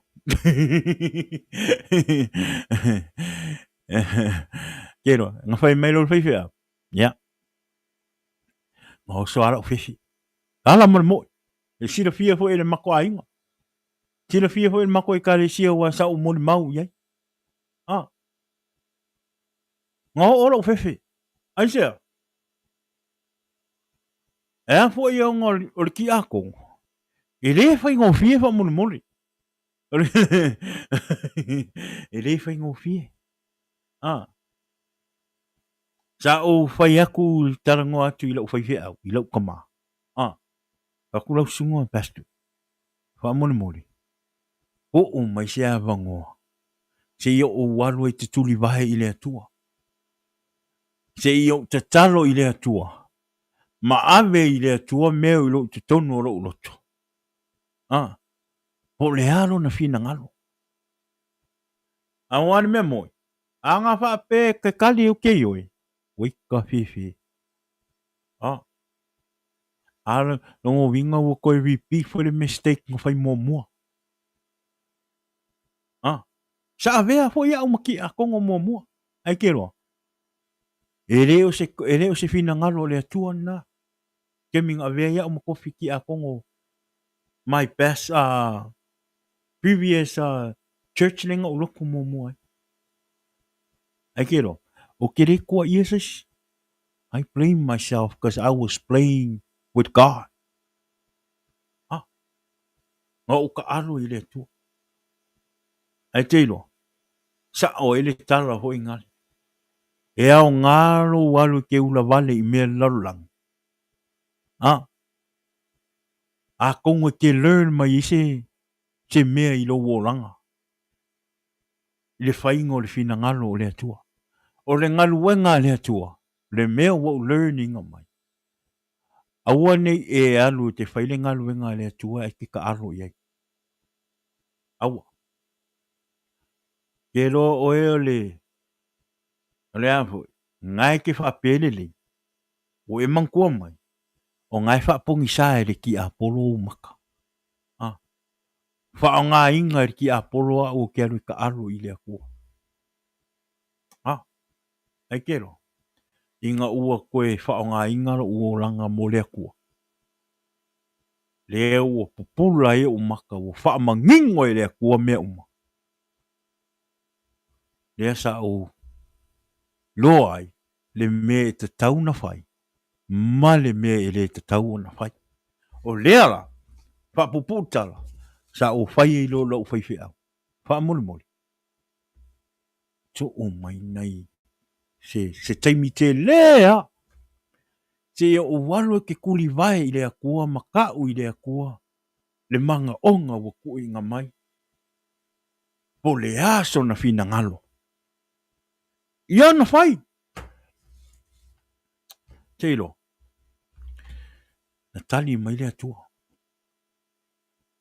Ale ke le o mea nga ukakalo I le akua le mafu anga sa u kau mawhai e ke ke. Nga sila fia le leia e le akua mea sa o kau mawhai e ke ke. Onga o le lei o sa u. Kala mo le mongi. E au ngā whai le moli maulia. Mo oelea ka maa. Po oelea uso talavou. E wheso soani e ia te oe. I le moni il folfolanga le atua. The biggest thing ngau manga o I awangi o kalianga le kofi. O ngā wau se tangata e le lei. E le lei stele sa o whaanga nu. I upu. E tautala ai. Upu whaalo alo. I teimi e tupu ai mo meo. E whea ngai ere ka le sia. Ma meo whaalawe lave. O maliu ma mea whapena. Ai kero. A whekalai mea lea kua ia su mai lau sunga. Sau alu e whau aulo kofi. Ma whaasao le mea nga e whaia mua mua. Nga ma whaasao le mea se nga e whaia. Ma e kau kua mai a kia. A le mea nga e popole i ailo roko. O meo le larolangi ma meo le tino. Au e te popole. O te whaanga ngana ina oe. Kero nga o alu amaro whatutua. E o mai le taimini nei. E iai tangata au na le atua. Sa lato whaalongo. Au na le atua mai sa moa. Au nga le atua mai isi a skeke inge. Na lato whaalongo a o tautala. Na whaangangana ina ue le atua. E leo se mea mimitai. E leo ngi upu whaalo alo. Pa nga ko mai le akua le loko koa ia kia. O ke whaaliali ai ma whaailoa. O auele o se tangata. Ele leise tautara. Ana tu wina mai aele tua upu e tala no ai. Olea, a whai tātou, o tātou ta māpo o uso o tupulanga, ma uso tala vau. O leisi lea mafu anga e anga e le talia ai, le tofi o tu ina mai e le tua wa nau le tua e whaanga inei oe. Ona o raunga ngana e le leisa o tautara pa samo.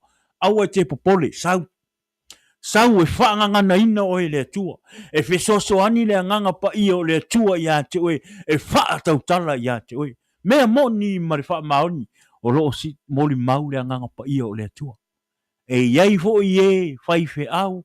O uso. O loo mata mali temi. Nā tau te moli mau ina.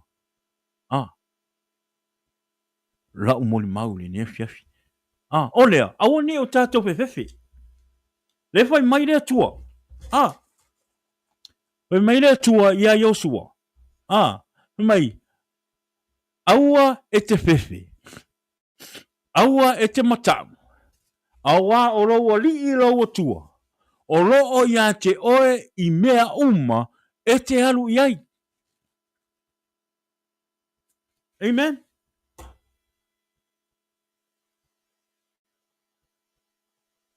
Ke loa. A piki o e lea kua. A whaanga inga o e awara au inga ro langa i lea kua. Au e ke whewhi. O lea nga o walu e loa. O tala noa i lo ufa ife au, ma o talia ona o fina ngalo lea tua i atea. E avea uma. Ki a kongo ma sosoani le kalisia. E le i whaia la ona ua whai mai le whaife au. A ua o talia ona o fina ngalo na o lea tua. Mo au, mo lo to o lua, mo lo ua whawhine. Nga lua i tua o le whaife au, male e kalisia. E o mea teimine, o lea tom whai. Lea tom whai. E awa ni o tato popoli. Awa ni a vele anga nu. Awa fo ni a vele o le loa tautala. Ma mea o le a e te ena ai le fina ngalo o le tua e a vea oe maki a kongo le kalisia. Amen. Awa ni a vea. Pe ono fai atu. Fai mai le anganga o le tua ia. O le ane mea nga e koa ai mea o le lalo rangi. O le ane mea nga e koa i le mea lalo rangi e ke lo e whango i lo uola. Ai ke sau e whaila unga luenga e ke para ai.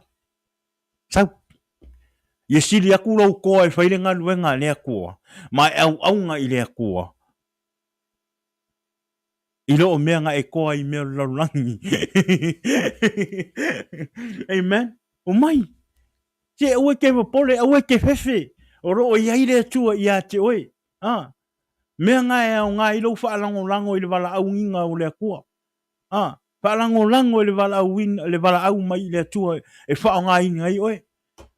E au e ke alu o ngā rofia o i luma. Awange e alu e whaise kofi o ngā rofia lau i loa. Awange e awe whaise mea o ngā ia wa ai mai lau a inga. Wa ai mai o ngā wa vea oe matangata worship team. O a vea oe makangaka i ka hali mea lea. Wa a vea oe maka... No. E re ka ngu mani manguia. Ke fiu e whai.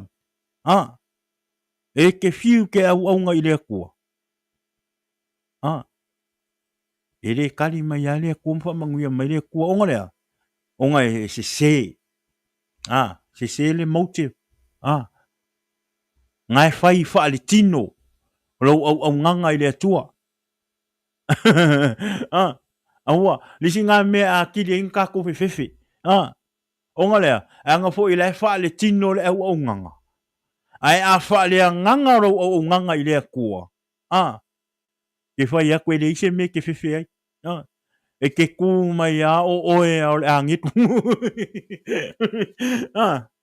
Amen. Ia, o le tatou.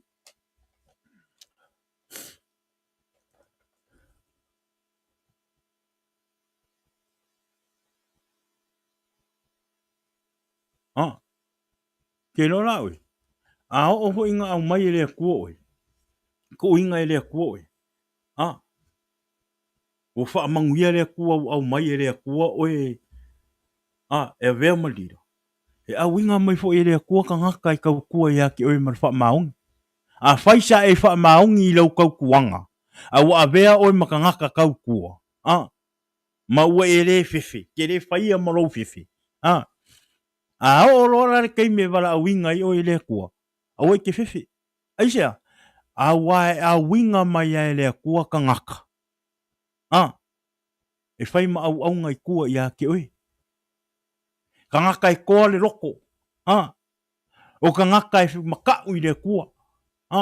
E pei au au nganga i kua i lau whaiwhi au ma le wha maongi ma lau makau i le kua. Nga e whai ai ma le wha maongi. O fo i la le kaime e wha manguia i le kua i a ke oe. E a vea oe ma whaiwhi au. E a winga mai fo i le kua ka ngaka i koa au la kou loko. E o mai i kau kua oe. E o mai i kau kua oe ma sosoangi ni ngā luenga le kua. E wei wa i wha manguianga wei kala ka ngaka le ngu ngā ua whai a Yosua. Ina ua umona whai Yosua i ka ngaka le ngu. Ia lako mga kua le mea ngā whai aku ai mose ma mea whapenga. Ai ke rora o le kari o ka ngaka le ngu. Mai kakalingu. Le Yosua fai upa sulma leongo. Fai mai. Ona la tau tali mai ai lea ia Yosua ua whape mai. O mea uma e te fai mai ai ia te i mātou. Mātou te fai a lava. O mea uma foi e te au na o mea uma foi. O mea uma e te fai mai ai ia te i mātou. Mātou te fai a lava. O mea uma foi e te awina atu ia i mātou. Mātou te o lava i ai. Pei posu malfitu. E pei ona mātou whaalongo i a mosi. I mea uma. E whaapea ona mātou whaalongo i a te oe. Tau ina ia te oe lea li i loa tua. E pei ona iai o ia i a mose. Ai se tangata e te atu i lau pule. Amen. Ma le whaalongo i au upu i mea uma e te whai mai ai i a te ia. E whasi o tia o ia. Tau ina e whaamalosi ma le loto tele. Mo tātou wā aira i le tangata e tau tua whaamaoni. Ma whaatari-tali. I le tua i lona wala auina. E le tu la fo ia o e le tua. E whaatasi le tua ma oe. Amen. Ma e awina mai fo i le tua tangata. E toa o rātou roto. E au auna i a te oe. I le ngā luenga le tua. Pe a whai e te whaalango ma e whaalongo i le tua. Amen. Le whai mai le tua, au e ke whewhe li Yosua. Au e ke whewhe. Ika se lai loa le lei le tua. Ua uma o na ia sau nia tangata. E to toa o rātou roto. E au auna i a Yosua. Pei o na rātou au auna i a Mose. E pei au auna i lau whaiwhi au. Ma e tau tua i lau whaiwhi au. Ma le wha maoni ma le toa o lau roto. A ho ina wala awina o i le tua. Ma si ina o i le tua i nunga. E awina mai i le tua tangata i to toa o rātou roto. E au auna i a te oe. Pei o lau au auna ma le wha maoni. I lau whaiwhi au. Po lau a inga. Lau to rua. O lau ngā renga po le halawa. O lea, awa tātou te whewhi. Awa ni o tātou whewhi. Awa hoi ni o tātou popole.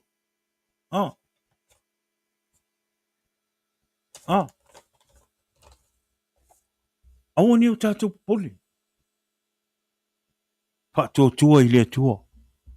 Whātua i lea tua i lona wala awina i a te oe. Sawa i la ia le tātou waenga muli muli. Pai mai. E wha maoni le atua i ona forforanga. Amen. E wha maoni le atua i ona forforanga. O le a le ngā luenga, ma le forforanga le atua wa tuina atu i a te oe. Pe tuai mai, pe vave mai, e wha maoni a le atua i ona forforanga.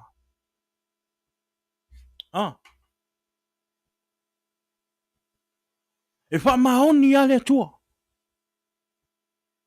O le mele au ngā ai mata ua i a te oe tangata kewisiano. Ona e wha lango i le anganga pa ia o le tua e fisosoani i a te oe. Wa tele o tātou. Wa tātou i loa le forforanga le tua o tu ina atu i a te oe. E maua lo le meanga. No patient. O le eiste loto onu sai. O mga o lo e happen lo. O mga o ai tupu lo. Vai. O le alfolfolanga le tua ma le mea ua walaauina i le tua ia te oe. No fum whaatai. It happen right now, tomorrow, or whenever. E whaamaongi alfolfolanga o le kua. E whaamaongi a.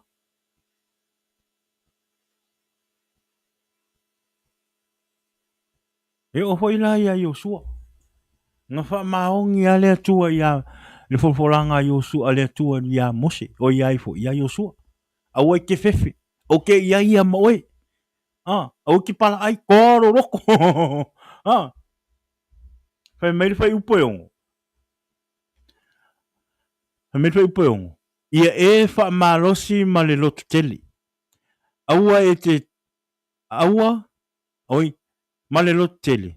Awa e te tofia mo le nei nuu le lau ele na ou tauto ai i o lātou ta mā e fua ina atu ia te i lātou.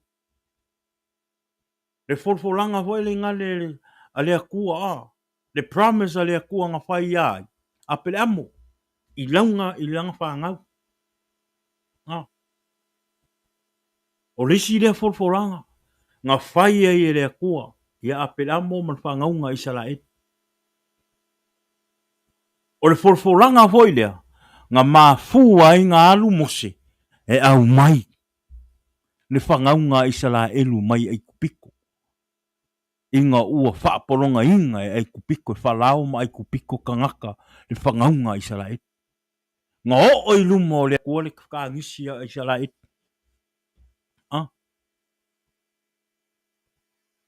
Nga manga kua e le kua longa folfolanga. Nga whai ia a per amo. Ia ma Israel. Lea foi la. Wa umaku foi Mose. A le fo ua fola.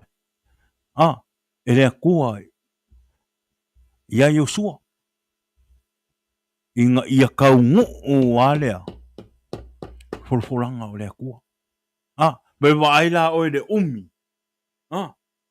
Le umi nga whai le folfolanga le kua ia apele amu.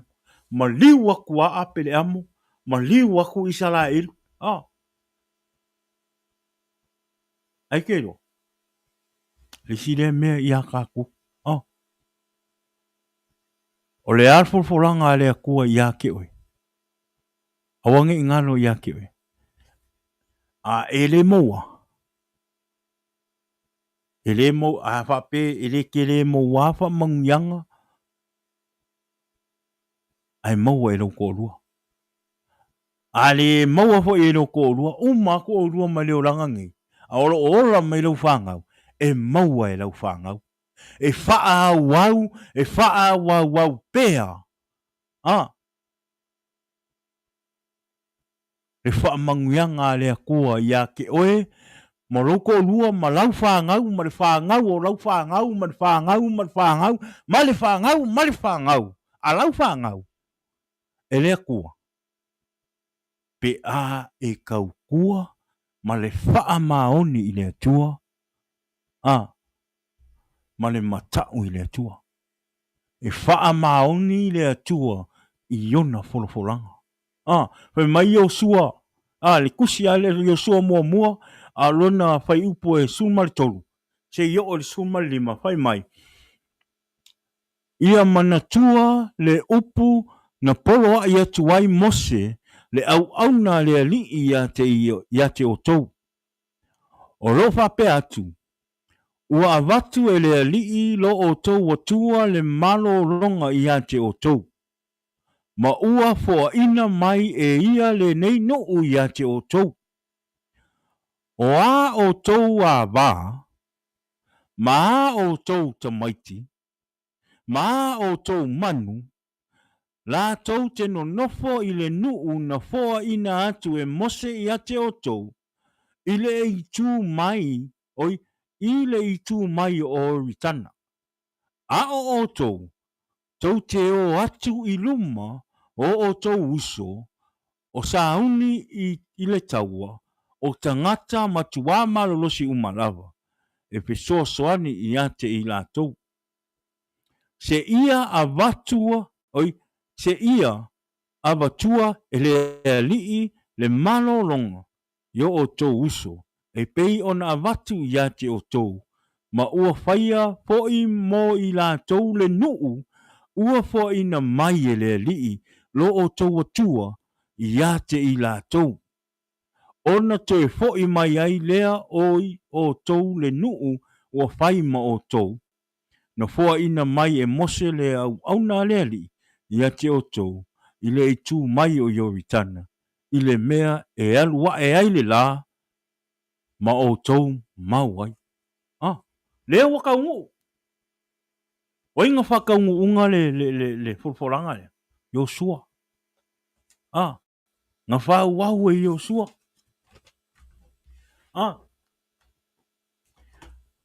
Lea ua le kaungu usko ingo mose. Ule ko i ule wa ai mose le ngu nga fola inga. Karlua ia le uska i mal whalong ka ngaka Israel. I whapenga fo i kako. Ke leo kako la kako le wa ai le manguia. Wa umang fola mai le kua ia ke oe marau a inga.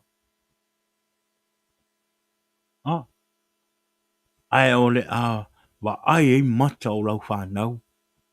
Ma whanau o lau whanau. E sao o mea kau me sidi ia ke oe ka mamar ki ngā i sao lo o langa, i sao lo wanganga i le ola i whaababau. Ma le whanau. I o tātou e ese ma nei lau langi atu ua na tātou whanau le o langa nei. I o kako o ua uma ona tātou a o tātou whanau. Ma wha tonu o tātou whanau le upo le atua. Ma tuu o tātou whanau i le atua. Amen. Ai wha petai i le atua. Ia, mō tātou tamā. Lea tamā. A vea tātou ma tamā tautua i le atua. Ma le wha maoni. Ma le onosai. O kākou ai ka mā ua uma o ngā kōwhia kākou e whai ma lira, tai. Te tonu o ainga, te tonu o nuu, o te tonu e kānesia. Amen. O lea. O le tatou upu le nā le nia fiafi. Lea ua. Tole fia i kula. Walu iwa su tole wakolu i kula ar kākou baka. O lea, i le i walua. Walua i kula ar kākou polkalama. Ia vi ia lea kua. E whalangolango i lea nganga o lea kua. E ao ngā. Po lea le umi. I aluaku le upo lea kua. Ia whaai loa aku le fina ngalo lea kua. O lea tama. Ia avea kākou ma kai. Kai le lei. Kai e mawalalo loko. Kai e ma ngai loko. Whakalofa aku ia sia tiu Chris. Le ma ngai ia vi ia le tua. Whaftai ia. Whamangia le tua ia ki oe. Le uso.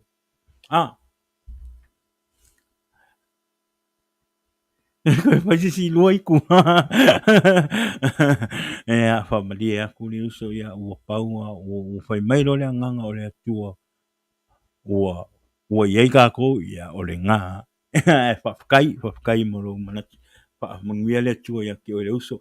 Thank you for tuning in. Ia o si uso lea po se mawhine lea ia si atiu Chris. Ia o le paanga fau o le tātou porkalama. Thank you. Let's welcome whamangia le tua ia te oe le uso. Male a inga. Ai masil whanau. Ia whamangia le tua ia luatu le nganga pa ia o le tua. Ina ia o ngā. Ia i lo loto mo lo uloto. Le wha amalo si mai o le tua le nea fiafi. Ia i le tātou pokalama. Thank you Jesus. Vi ia le tua. Ia o le vi inga e wha fo i le tua i le nea fiafi. Ia o le tātou upa malosi le nai le nea fiafi. Tai i le tua. Tātou tamā. Si avea tātou mawha ta inga. O e tama. Ia vea oe ma wha taita inga le lei mō lo watali. E le ngata fo i lea tātou tina, ia vea tātou e whai ma wha taita inga le lei o tātou wha anau tene.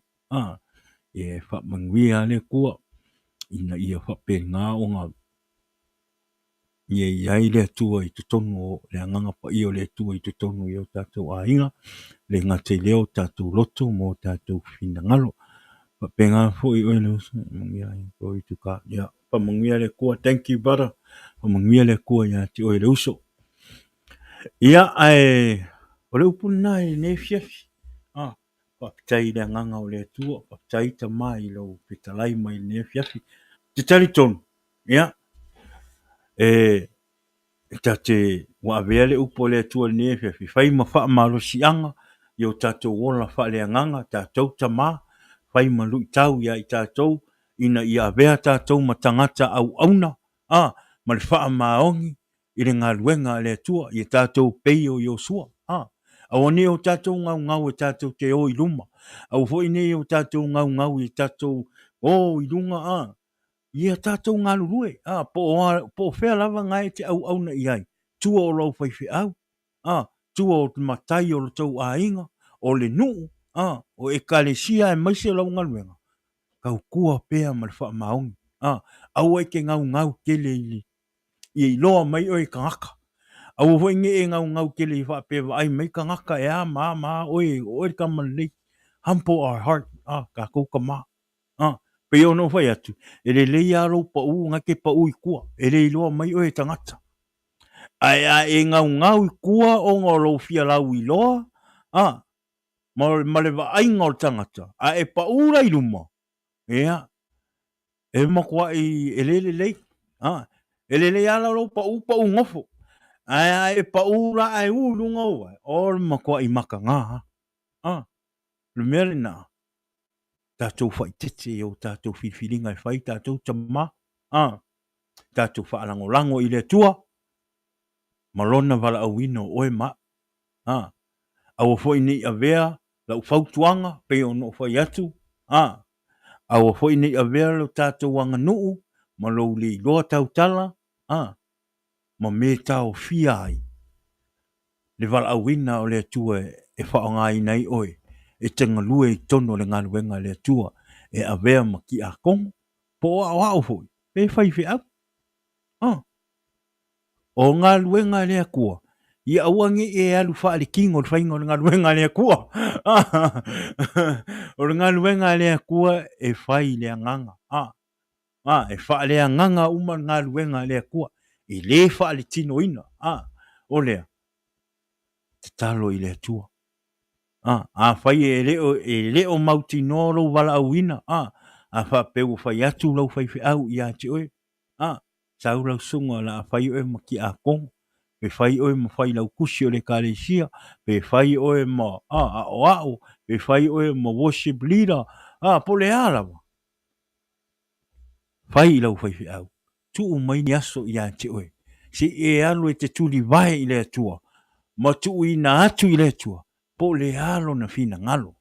E te whai atu. E whai ele meana. E tu umai a ele atua le tali i a te oe. E tu umai a e whitau i le ia. A whai mai a le atua i a te oe e le ai. O le tali a o le ai. A o hoi nei e fefe e te anu e whai le whiwhi au. A o hoi nei e fefe e whai le whiwhi au. Whai le whai loa le whiwhi au. A o ke pepelo le whiwhi au. A o ke pepelo le whiwhi au. O lo whanongo le atua. A sili lo walu te talo, ma e anga pongi le atua. O na whai loa mai leo le atua i a te oelo na fina ngalo. And that's how it should be. That's how we serve God. Is to lean on His Holy Spirit to let us know what God wants for us. Amen. O lea, iau tātou po kalama le nā li ne fiafi, pa manuia tele le atua i le tātou maftanga le ne fiafi, pu le alofa le atua ina ia pa penao na luatulo na upu, inga lue lau loto ma lau fina ngalo, ina whai ma upu, ma whai ma wha malo sianga, Io tātou ora au na i le tua, ma le tātou tautua i le tua malona ngā luenga. Ia i tātou tamā lea, manuia tele le tua a whaifu wa ise upu wala a vale, pe sasi fo ia. Lofa mtau anga leifa ma ngalo lo tau au na, ale upu a ia le tua, ia o lo o ia ile mana o le anganga pa ia o le tua, i upu o lo fa o ngā inga ma tautalangia, i lunga o tātou pokalama. O le ia, o le tātou pokalama le nā nea fiafi, awane i ngalo wha mole mole le tātou pokalama i le sto nai, o le a tātou tue wha alongolongo, po le a tātou mafutai foi, i le sto nai le i tū lai ongo, pe ono whai loa atu, ia, o le a le whaatasi mai le sunga i a tala lei e sikia, i lunga o tātou pokalama i le sto nai pei ona masani ai, ona o neisi foi o tūtuangia wha le a inga. Ia, o le a whapena, o le a lea waima i le sunga i a Ezekia, o lona au na i a Ezekia, po tala le i le astonai, o le a au na mo o tau i le astonai, e te tau an wha alu pere tātou po kalama, o le ia, tātou mafuta fo i me te tātou whiloai, i le aso ato na i le aso le i tū lai ongo i le afiafi, i le teimi California, pe a o toai le ola, ma le manosi. Amen.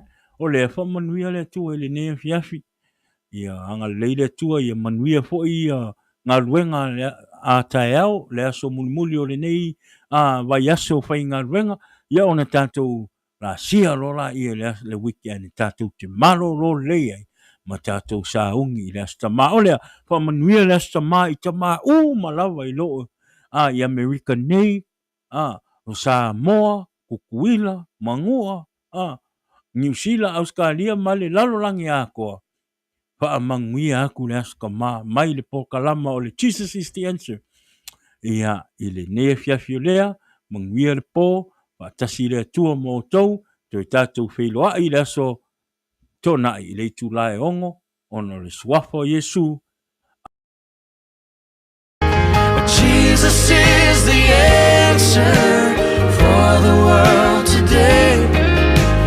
But from there's no other.